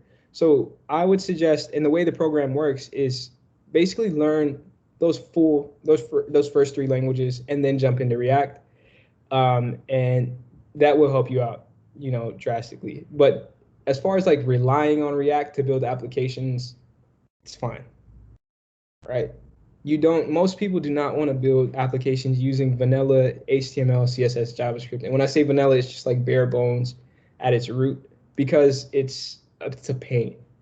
It's a real pain to just build those applications from scratch using those languages, especially when it comes to like styling and adding interactive JavaScript. The library makes things a lot easier, and it's going to get to a point for all of you where you want to find the best way to build your applications. You don't want to make it harder on yourself as an engineer. That makes sense. So did that answer your question, Casey? Thank you. Okay. Yeah. So basically, the way the bootcamp works is we're not just going to jump straight into React, or we're not just going to jump straight into Python Django. We go through like a good maybe 2 to 3 weeks of strict HTML, CSS, JavaScript. Because if you were to jump straight into React, it would not make sense. It wouldn't make sense. So you have to understand the basic core foundations when it comes to like front-end web development, and then jumping into React, it just makes things a lot easier. But as far as like building a website from scratch, I suggest use a framework, especially a front-end framework like React or Angular or Meteor.js to help out with that. It just makes things a lot easier, right?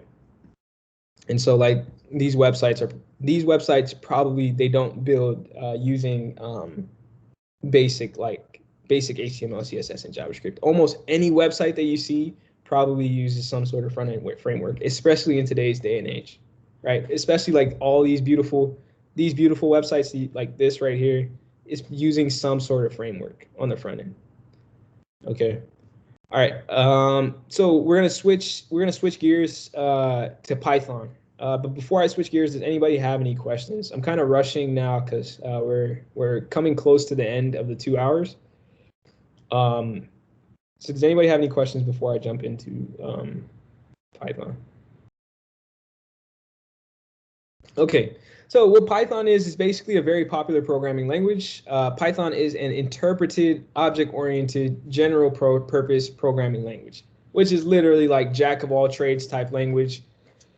Can be used for a lot of things. Data scientists use Python all the time to run their to help them deal with their models and their machine learning models, and to help them execute experiments.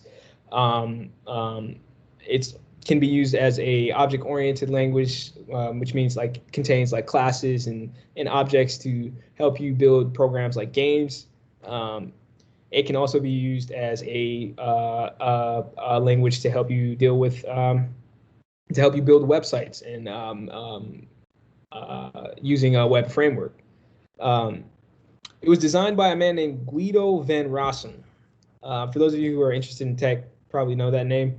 Introduced to the public in 1991, it emphasizes on readability and English-like syntax, which makes it one of the most popular first languages to learn. It's literally like, it's the closest thing to English that you'll get with any programming language, which is super cool. It just makes it a lot easier to start out and learn. One of my first languages that I learned was Python, and it was one of the easiest to build a website with, for sure. Okay, so why learn Python? Python, in basic terms, it's a very easy language to learn. So many resources online. If you want to build a website, if you want to start with machine learning or AI, like Agazi said, it's a very interesting concept for him. You can do so much with this language, literally so much, that it's a very, very powerful language to learn, especially if it's a first language to get under your belt. Its usability, Python is utilized by a great number of companies and disciplines. It's used in everything from, again, web development, data science, machine learning, and it is a in-demand language. So if you are very fluent in Python and you can navigate through Python frameworks like Django or Flask or any of those frameworks, it's a very, very important skill to have, for sure. All right. So that's basically it for the like web development portion. I do want to do a demo, so I'm going to explain algorithms really quick, and then we're just going to do a really quick, very simple HTML demo. For some of you who do have HTML experience, this might seem, kind of basic and boring, but for those of you who've never coded in HTML, this is a good way to get your feet wet. So before I get into that, I want to touch up on algorithms.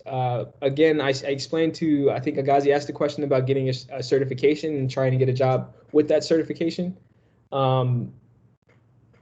Algorithms for most of the software companies in I don't want to say the world, but in the, like, most software companies run you through a technical interview and they have you complete an algorithm or a set of algorithms, right? And for those of you who don't know what an algorithm is, it's a procedure or formula used for solving a problem. It's a recipe, right? A cooking recipe is an algorithm. An exercise is an algorithm, right? So it's basically like a set of problems, and you learn how to solve those problems. And it's one of the key, most important components to getting a job. And after this call, I highly advise all of you to look at some algorithms. I highly advise you all to visit leetcode.com. If we put that in the chat, I can put that in the chat here. Leetcode.com. I highly advise you to look at that. And for those of you who want to get a job at a tech company, this is a very important concept. You know, learning how to build software and learning how to navigate through frameworks and build websites is also extremely important. But the thing that really gets you through the door and the thing that gets you the job at the end of the day is, can you solve this puzzle? It's the way the tech industry works. I'm sorry, like that's just the way it works. Your projects and everything are important, right? It's kind of what gets you the interview and all that stuff, but the thing that really gets you through the door are the algorithms. So for the most part, in most of our classes, for probably like the first 20 to 30 minutes of class, we focus on algorithms. We give you a problem, and then we have you solve the problem as a group.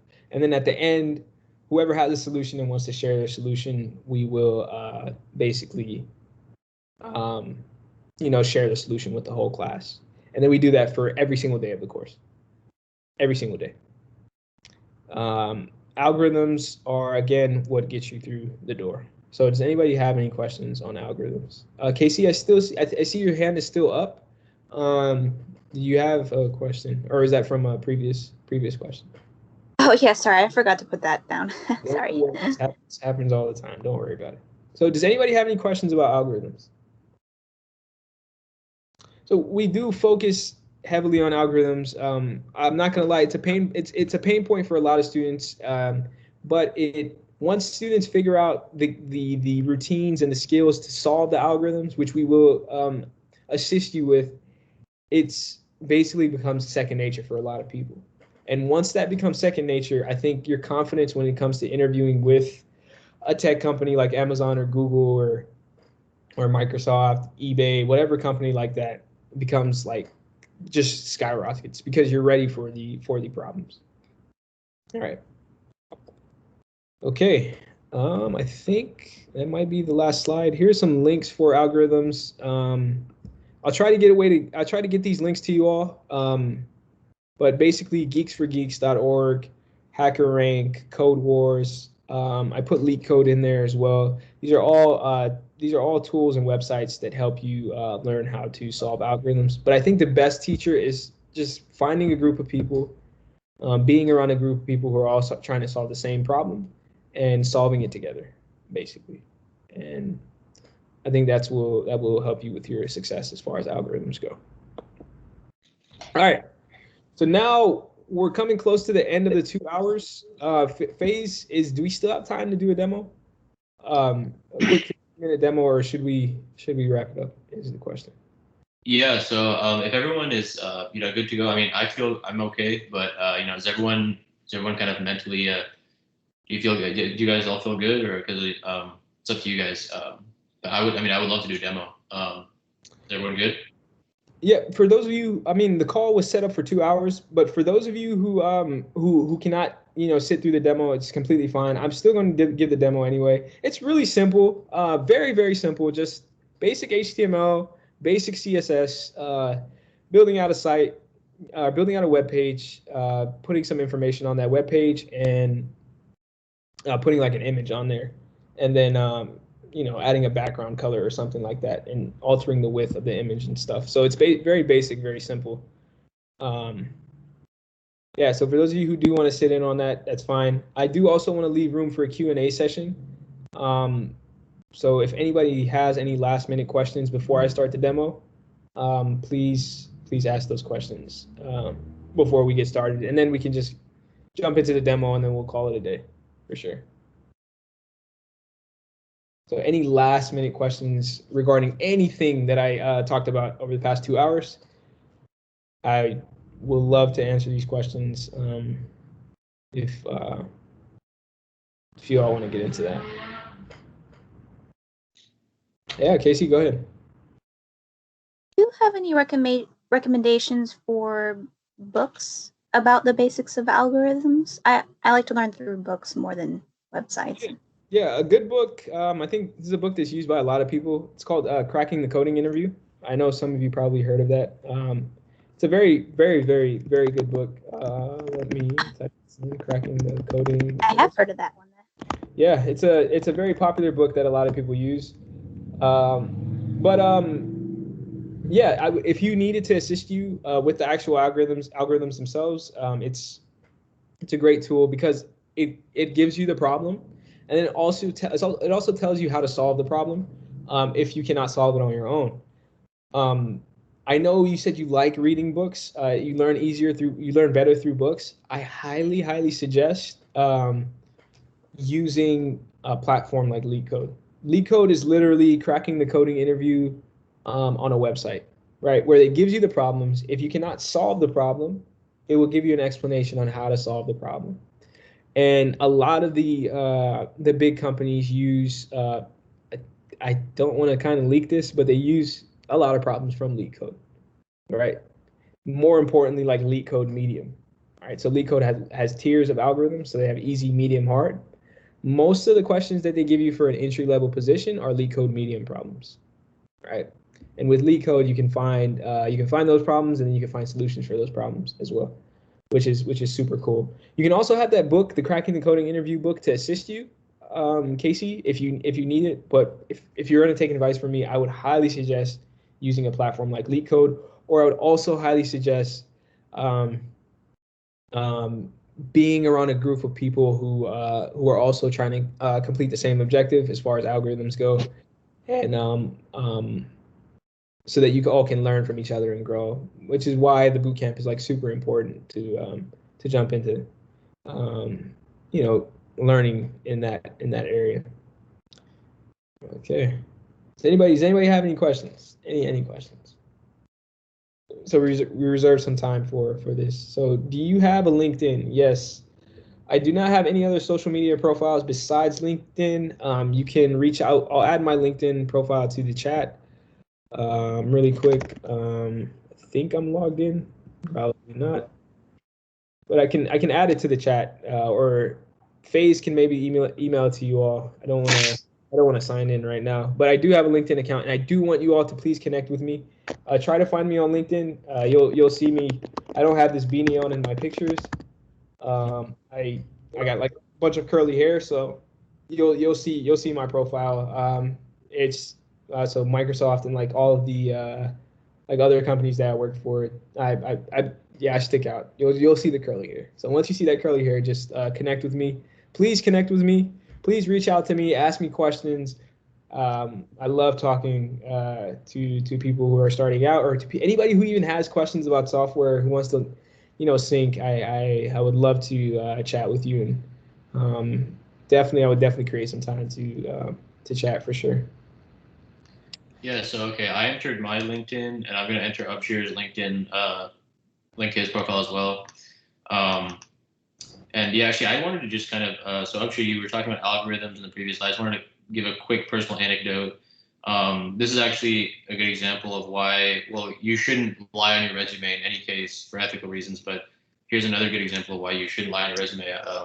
So Upshear was talking about the significance of algorithms. I know someone personally who, decided to lie on their resume and for a data analytics position. And the first thing they get at their technical interview was an algorithm, and they had no idea what to do. They just completely blanked out and just wrote something random on the board, and basically they just kind of made completely embarrassed themselves. So it's kind of funny, but at the same time it goes back to what Upshear was talking about algorithms being kind of the make or break at the technical interview. So yeah. Okay. Thank you for that, FaZe. Unable to send message on LinkedIn. Apparently, I need LinkedIn Premium. No, you shouldn't. You should be able to send me a message. I'm not Satya Nadella or Bill Gates. I think you should be able to send me a message as long as you create an account. Just connect with me and you should be able to shoot your message. Okay, I'm gonna get started on this demo because I know a lot of you need to leave, so it's gonna be really quick. I'm gonna stop sharing my screen for a second just so I can get things set up.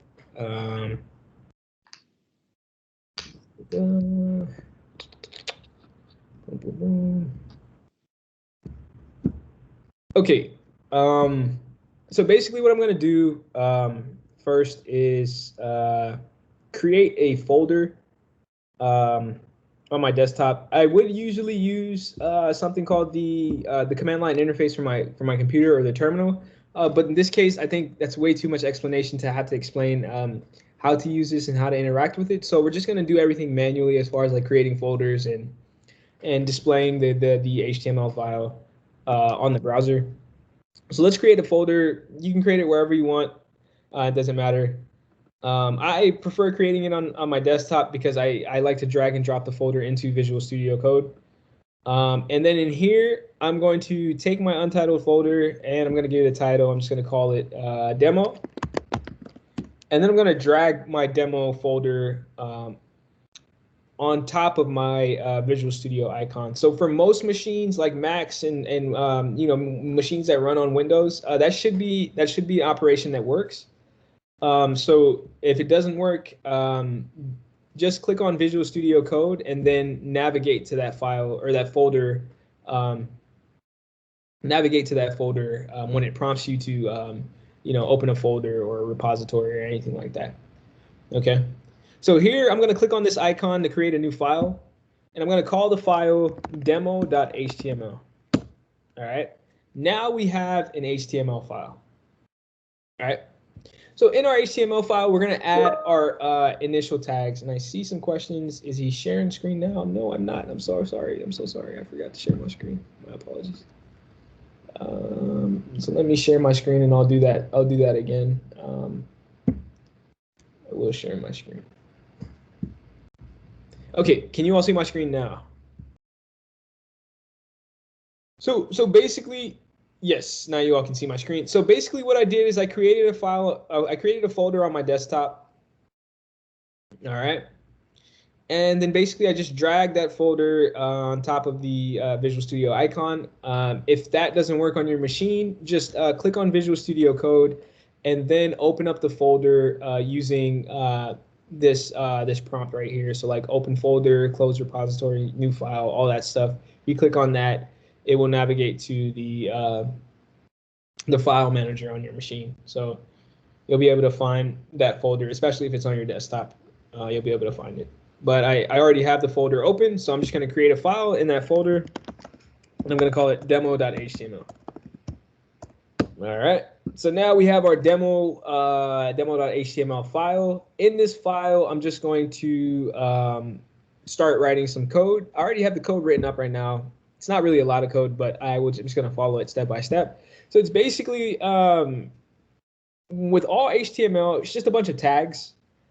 These tags are essentially what create the markup for the page, and then that markup gets interpreted by the browser.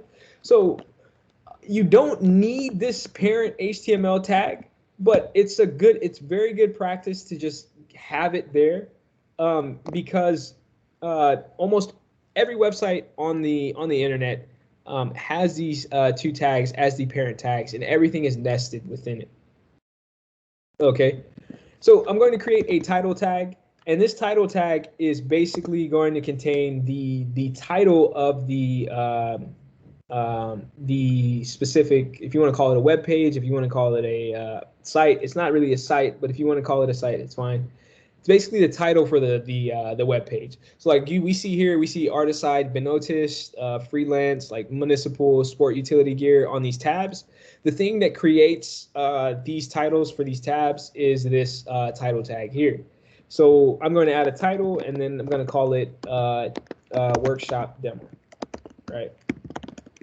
So now if I want to display this file on, like the contents of this file on my browser, I'm going to right click the file, and I'm going to click copy relative path. Some text editors allow you to open the file itself in a browser.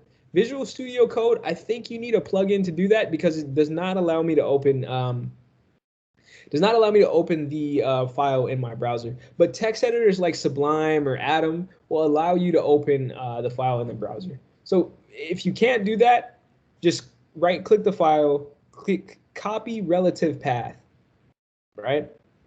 And it's just basically going to copy the location of that file in your machine. And then if we paste that location here, copy path, not copy relative path. And then if we paste that location here, we get our web page. Obviously, there's nothing on the web page, but if you see here, if you look at the title, you'll see that workshop demo title that we had. All right. So right-click the file, not copy relative path, my apologies, copy path. You copy that path into your browser, and then you'll have your web page, basically. Okay. So now what I'm going to do is add a title, add another tag. It's called the body tag. Again, if we don't have this tag, it's not going to mean that nothing gets displayed. It's just something to help organize and structure. Right now, it doesn't really matter because we don't have any styles. But when we start to add CSS to the page or JavaScript to the page, these tags are very important because it helps deal with margins. It helps deal with the padding on the page. It helps deal with certain indicators that allow you to basically make the page more interactive, and it also helps you style the page as well. So I'm going to create these body tags right now just to show you that they don't really mean anything. Boom. But they are important once you start actually like really building a web page. And the first thing that I'm going to do is add a title to my page, and I'm going to call it the title about me. So this tag here is called the H1 tag. It's the biggest header tag that HTML has to offer. And it's basically a tag that's reserved for titles or headers. It's called a header tag. It's a tag that's reserved for headers, right? So now if we refresh the page, we'll see that our header or our title is there. All right. So for those of you who do have experience with HTML, this is kind of, pretty basic, pretty simple. That's fine. I would still follow along just to be able to, interact. But for those of you who don't have any experience, this is the first time you are building your first web page, site or website, from scratch, right? All right, so we have our title, and then I'm going to just put a couple of key points about myself on here. Just one key point, actually. I'm just going to do like, my name is Abshir, and I like programming.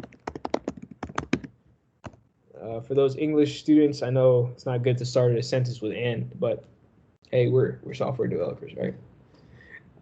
Yeah, so this is a P tag, and a P tag basically stands for paragraph.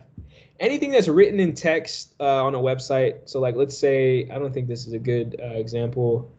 I don't think that's a good example as well. Let's go to Facebook. So anything that's written like this right here, anything that's written within a big body of text is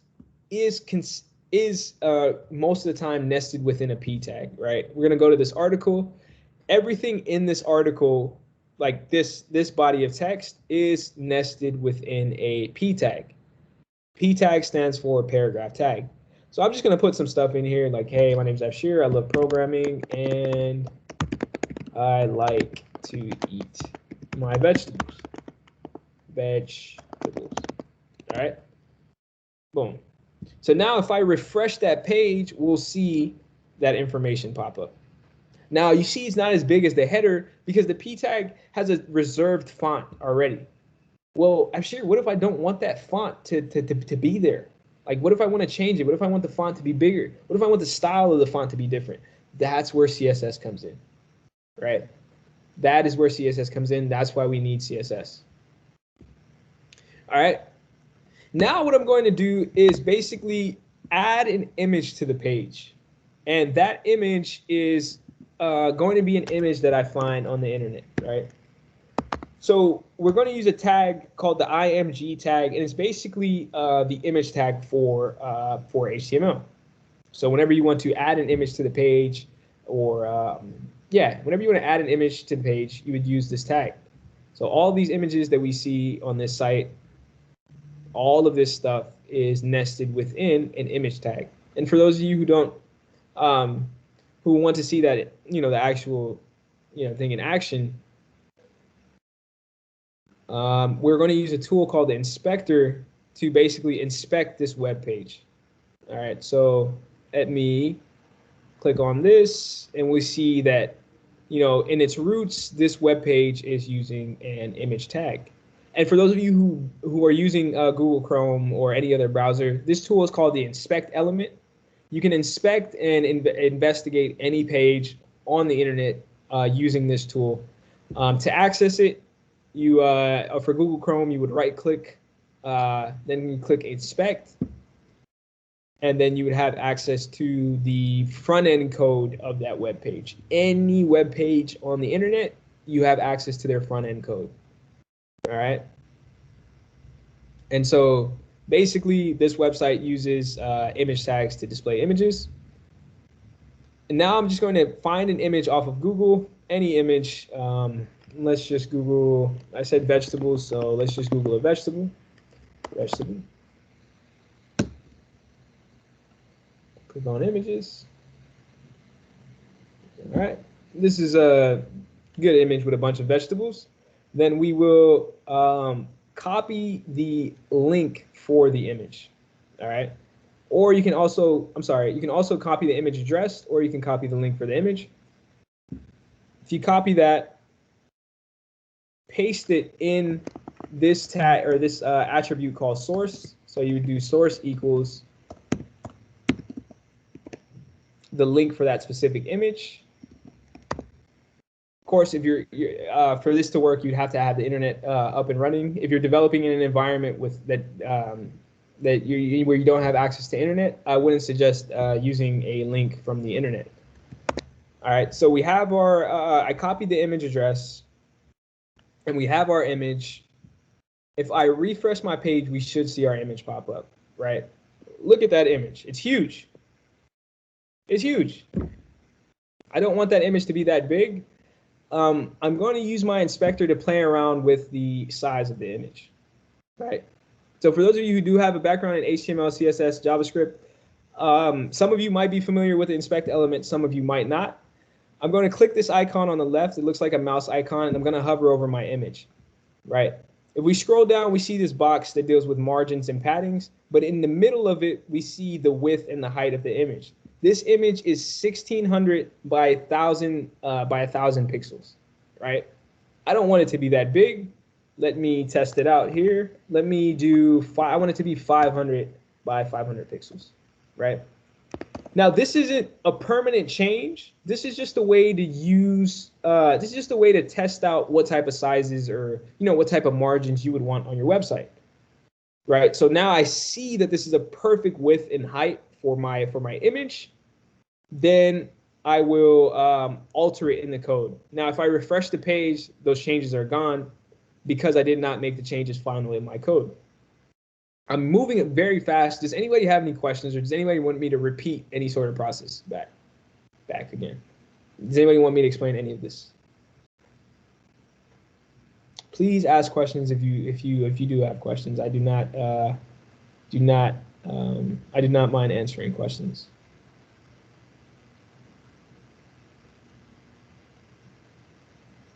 All right.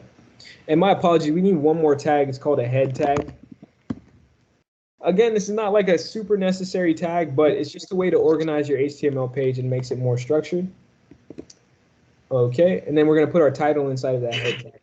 Now I'm just going to add some styles to the page. We're going to add CSS to this page using something called a style tag. Most of the time, companies do not use this tag, or developers or engineers do not use this tag. They usually use an external CSS file. But to get that CSS file integrated and into this, integrated with this HTML file, it's gonna take, more than 5-10 minutes, or no more than 5 minutes. And I kind of don't want to go through that process because we're so short on time. So I'm just going to speed the process up by using a tag called the style tag, right? And this is an HTML tag, but it basically the way it works is basically anything within these two style tags here is CSS code. You cannot add HTML code in here, right? It will start to complain. So with whatever is within these style tags has to be CSS code. And CSS code is pretty straightforward the more you look into it. In this case, I only need it to alter the size of the image. And then maybe I also want to maybe change the background of our body tag to make it more, visually appealing. Like I'll probably add a color to it, right? So first thing I'm going to do is change the size of our image. The way CSS works is you need to call on the actual attribute that you want to alter, right? And the attribute that I want to alter here is this image tag, right? I want to change the size of this image tag. So I'm going to change the width to the width that was perfect for the page when we were messing around with the inspect element. And the width is 500 pixels. I'm also going to change the height. The height is also going to be 500 pixels, right? Of course, you need a comma in between a semicolon in between every property that you want to alter, right? So if we want to alter the width, we would have to add a semicolon afterwards if there's another property that you want to alter. All right. So now the width of our image shouldn't look like this, right? It should be a lot smaller. So now we refresh, we have a smaller image. All right.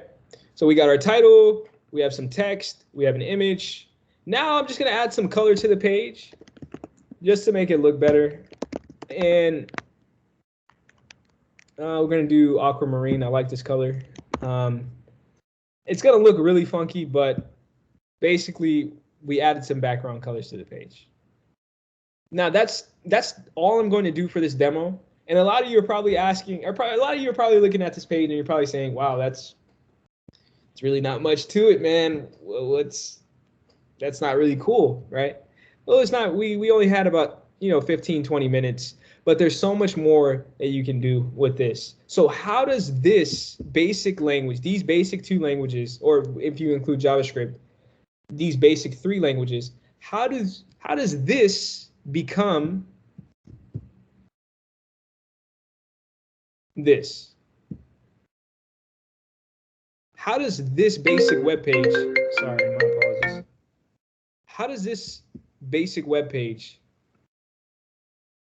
get turned into this is the question, right? That's where the experience with programming starts.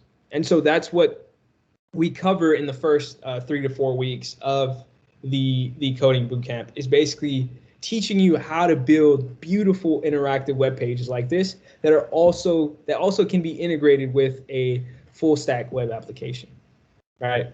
And that's all that I'm going to do for this demo for now because we're so constricted on time. We're already 20 minutes over. So that's all I'm going to do. But if any of you have any questions, please feel free to ask right now. If there are, Skillspire, I'm sure is going to have more workshops where we maybe go more in depth on like building a more beautiful web page, a more robust web page using basic HTML, CSS, and JavaScript. But as of now, these are the root foundations. In the core, all websites contain just these tags, right? And these contents. All right. So I think that's it for me. But I would love to like explain some more of this stuff. I'd love to go deeper into it. If any of you have any questions right now before we head out for the call, or before FaZe gives the last piece. Okay, Muna said, yes, I'm using a Windows laptop. I need to repeat how to create a file again, please. So first you would have to create a folder. I think if you right click on your desktop using a Windows laptop, you can create a new folder using the right click button on your no problem. Thank you, Mark. Have a good one. Using the right click button on your web page. I'm sorry, your desktop, and then just give a name to the folder, and then just go into the folder, and you can either create the file in here, or you can drag and drop the folder into Visual Studio Code and create the file in there. I think I don't know if that answered your question, Mona, but this meeting is also recorded. I think FaZe will give the students access to this meeting recording. So I would just go directly to the portion where it's creating the file and adding the file to in the HTML. I'm sorry, creating the folder and adding the HTML file and the contents of the photos and stuff like that to the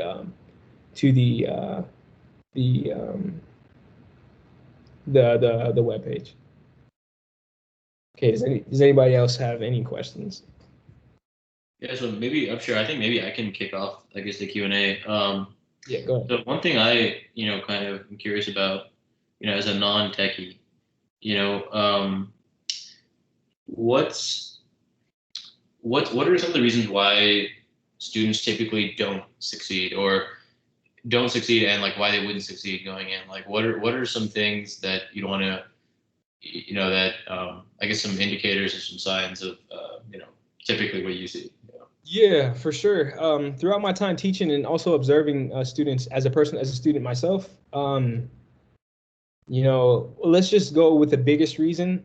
Life is hard. I mean, for some people, life is full of stress. Like, it's very, very difficult to juggle both, work, school, whatever you have going on, personal life, like kids, family, like all that stuff, to juggle that and then also learn a very challenging skill at the same time. It's super hard. And from what I seen in the beginning, from what I seen throughout my years of teaching or throughout my teaching experience is that, students quit most of the time because the course gets challenging. It gets very challenging, right? At some point, and life takes over where it's hard to balance work and school and not work and school, but work and children and finding a way to pay rent while also doing all this stuff. It's very difficult for a lot of people. So if you're going to join a program like this, make sure to like mentally prepare yourself and mentally tell yourself that it's going to get difficult. It's going to get very, very difficult.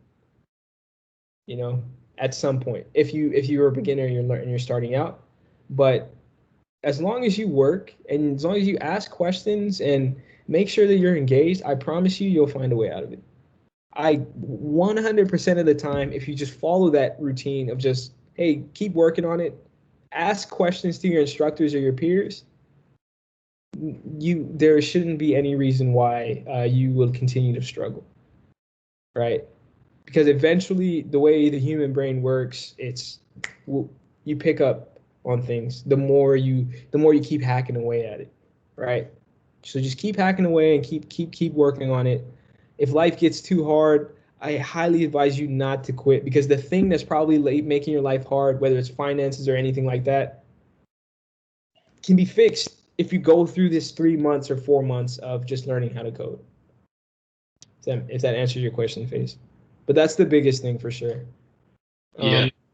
Students also quit because, again, that basically answered it. But then another thing is they quit because they think they're not understanding it.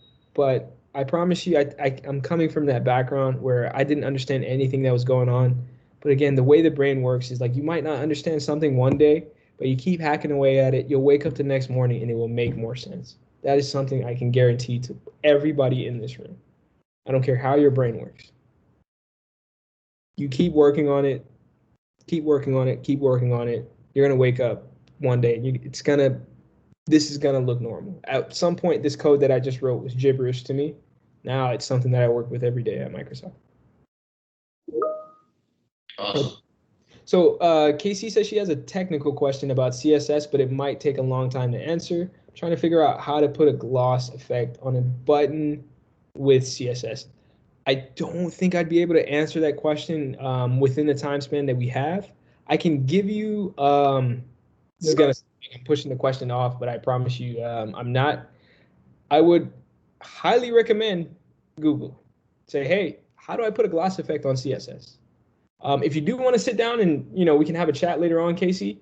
We can sit down and I can work with you on how to add that gloss effect to to whatever you're working on. That's completely fine. I don't have a problem with that. But oh wow, she searched all through Google. Then let's set some time aside.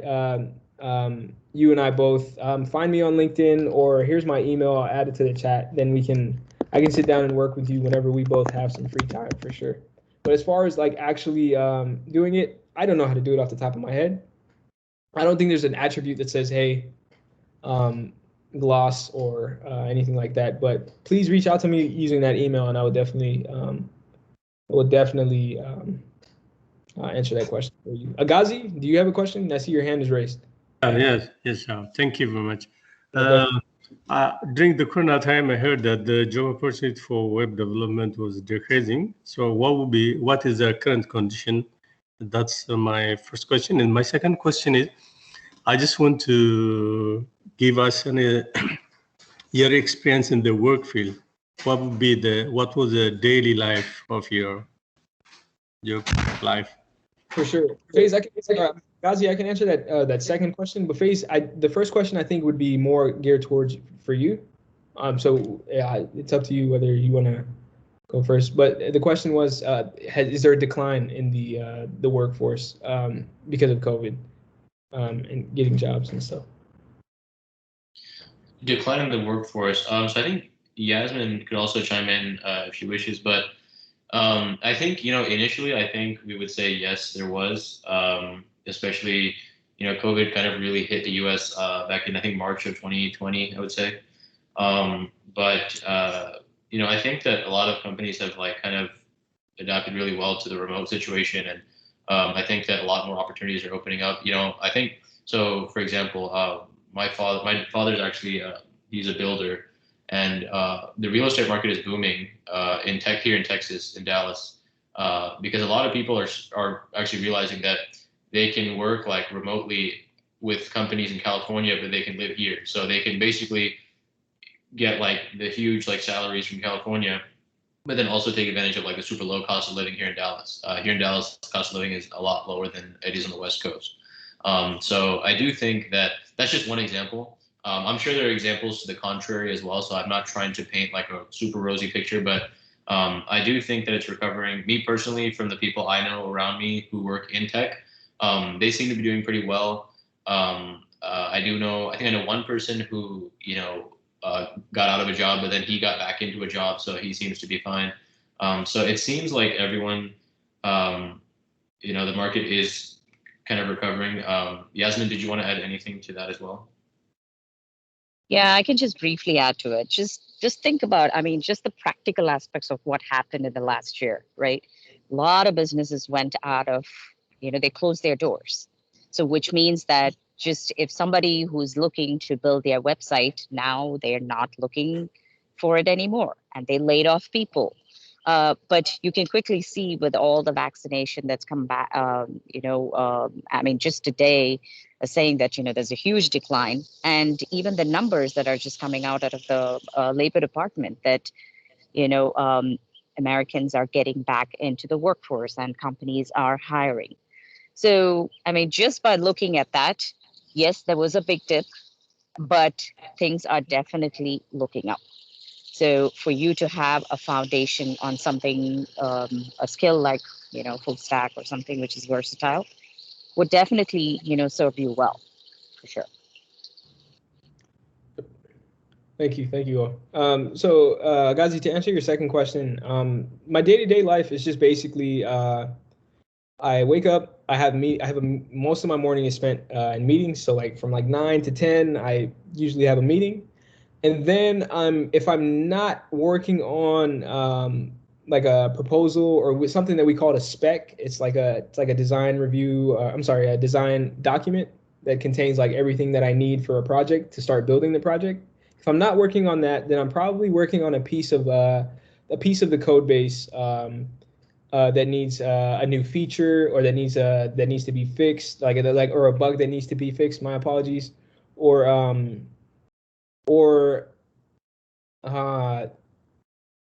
yeah, I'm either fixing a bug or I'm either creating a new feature in the code base, basically. And when I say creating a new feature, it's just adding some code into the code base so that our customers can use that feature that we're creating for them. So if I'm not coding, I'm probably creating a design for that code. And if I'm not doing both of those things, I'm probably in a meeting. So yeah, basically. I don't know if that answered your question.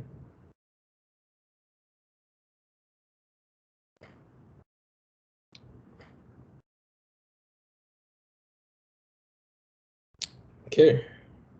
Does anyone else have any questions to go over? Feel free to speak up. I think we have less people now than we did at the start, so kind of the floor is yours. If you want to ask a question, feel free in the chat, or if you want to unmute yourself, that's also fine.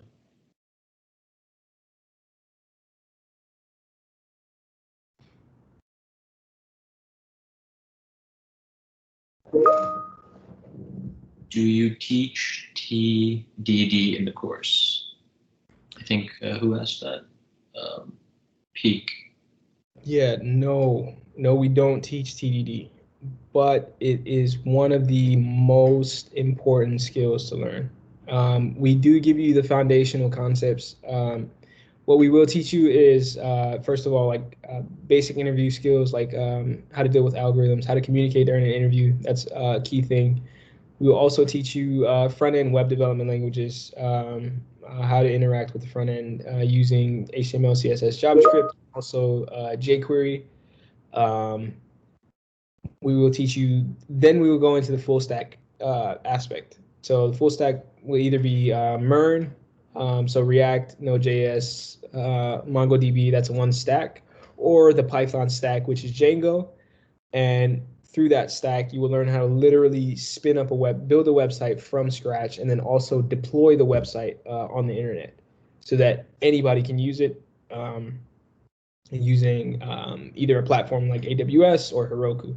But as far as test-driven development, no, we do not teach it. But this is something that can be taught in the labs and in the TA sessions, because it is an important concept. Testing your code, for sure. Testing your code is important. Do we have homework? I do want to add that we do test-driven development in our Java and C# course.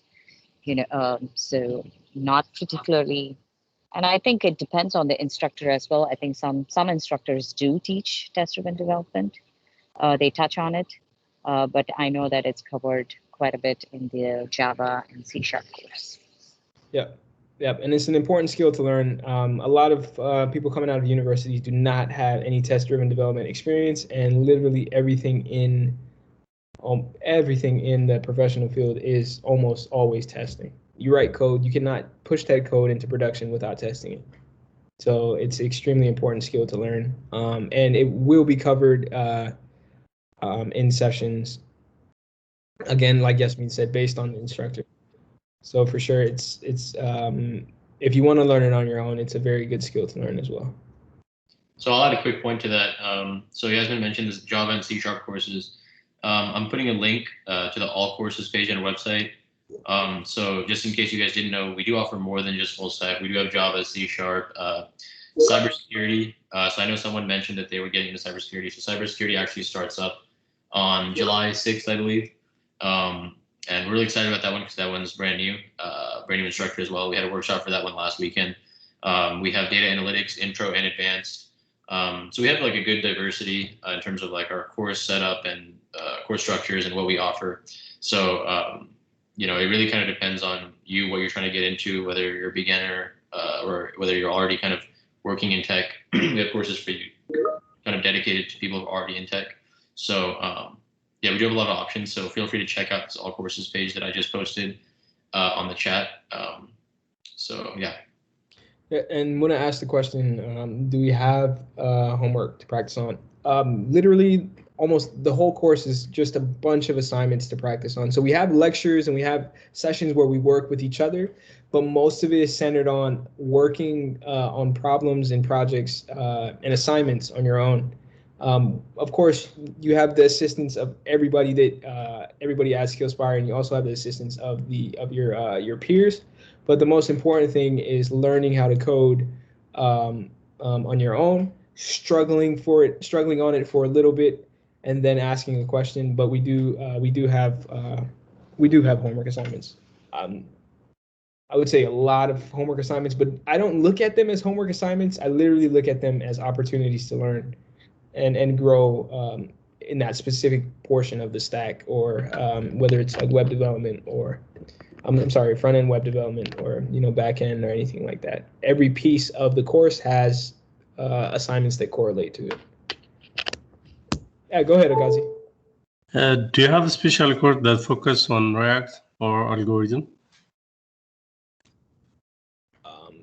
Yeah. So yes, we do. We do have a course that's specifically focused on it was not specifically focused on React, but it's the later half of that portion is strictly like React and the rest of the stack. So creating a full stack website. As far as algorithms, there are no courses that are specifically for algorithms, but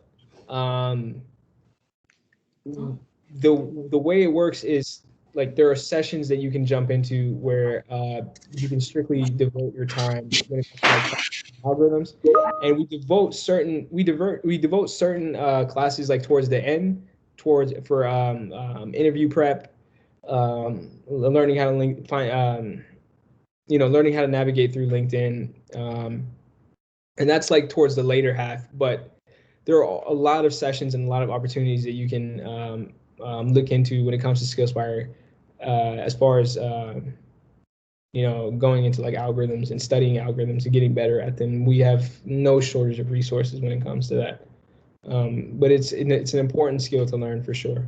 But as far as React, there's a course that's dedicated to React and integrating React into a full stack website. Thank you. Yeah, no problem. No problem. Okay, so does anyone else have any questions? Okay, so I think we're just about done. So maybe just to wrap it up, thanks a lot, Abshir. Did someone something? Okay, so thank you. Yeah, so maybe just to kind of as a conclusion, so Abshir, like any closing comments in terms of like recommendations you give, like in a general sense, like for people who are maybe like they just came to this workshop as just to see like what coding was about, and maybe they had their interest piqued and they're just maybe on the fence, like what would you say to someone who's maybe intimidated by like the idea of getting into a boot camp or learning coding, or like overall like general advice you'd give to everyone who's left? Anybody can learn how to code. Anybody can learn how to build websites. Anybody can learn how to build apps. A boot camp makes that process so much easier. Those are the only two things that I have to say. So if things get hard, if you do join a boot camp and things get difficult, don't worry, you will figure it out. It eventually, as long as you keep working on it and you don't close your laptop, as long as that laptop stays open, you'll figure it out. So anybody can learn how to code. If it gets too hard, keep working. And a boot camp makes things so much easier when it comes to finding a job, when it comes to learning, when it comes to meeting people, it just makes things way easier than choosing the self-taught route for sure. Awesome. Yeah, I think I'd maybe just add to that as well. Like, I think mindset is also super important. I think, what he mentioned was just keeping your computer open all the time. Like, I think one thing that you'll find with people who, went unconventional routes, even conventional routes, is that, like, it takes, a lot of persistence. There's a reason why people in this field make a lot of money and they're working really lucrative jobs. It's because they kind of grinded it out for a long time, and it didn't happen overnight. Like, we're not going to give you like a really rosy picture that, this boot camp is not going to be super easy or anything like that. It's, we're giving you the tools, and if you grind and work really hard, we'll set you up for success as best as we can. But I think mindset is super important. Start off with some free resources, get your feet wet, test the waters. But, don't go into it with the mindset that, I've heard that everyone can learn coding and, it pays a lot. So, maybe it's going to be easy money. That's definitely not the case. So yeah, I think mindset is huge. I think persistence is huge. And just as in anything else in life that's really kind of worth having, you're going to have to grind it out. But it's going to be worth it at the end of the day if you enjoy it and, you really want to make it happen. I think, yeah, that's what I think. It's for sure worth it, for sure. So Muna said, can me and someone work together for easier understanding while we are in Seattle? So that's a good question. I think so. Okay, I think there's two parts to this question. So the first one, we have been discussing opening up in person. I don't want to give you like a definitive timeline as far as that goes because we haven't set any like date in stone. So, but we are, a lot like schools are opening up, and from what we've seen, a lot of people are getting vaccinated. So it does kind of look optimistic as far as the immediate short term. So, we would like to open up, but we'll keep you posted regarding that. But I think what you're also asking is like, can you link up with someone in Seattle to like work even if it's like remote? Yeah, I mean, definitely. I think that's up to you. Like, if you're enrolled in the full stack course and you're based in Seattle, you most likely will have someone in Seattle in the same cohort as you, because Skillspire was founded in Seattle, and most of the people that we're in contact with are in Seattle, or at least in Washington, mostly Seattle. So you should be able to find someone who you can probably link up with and connect to. So Agazi said, yeah, I can work. So yeah, I'm sure that, you'll find a lot of people like Agazi, at least one other person in your cohort, most likely, I would say, who you can work on problems with and kind of talk with outside of class to kind of make sure that you're understanding all the concepts. So I think that you should be good on that.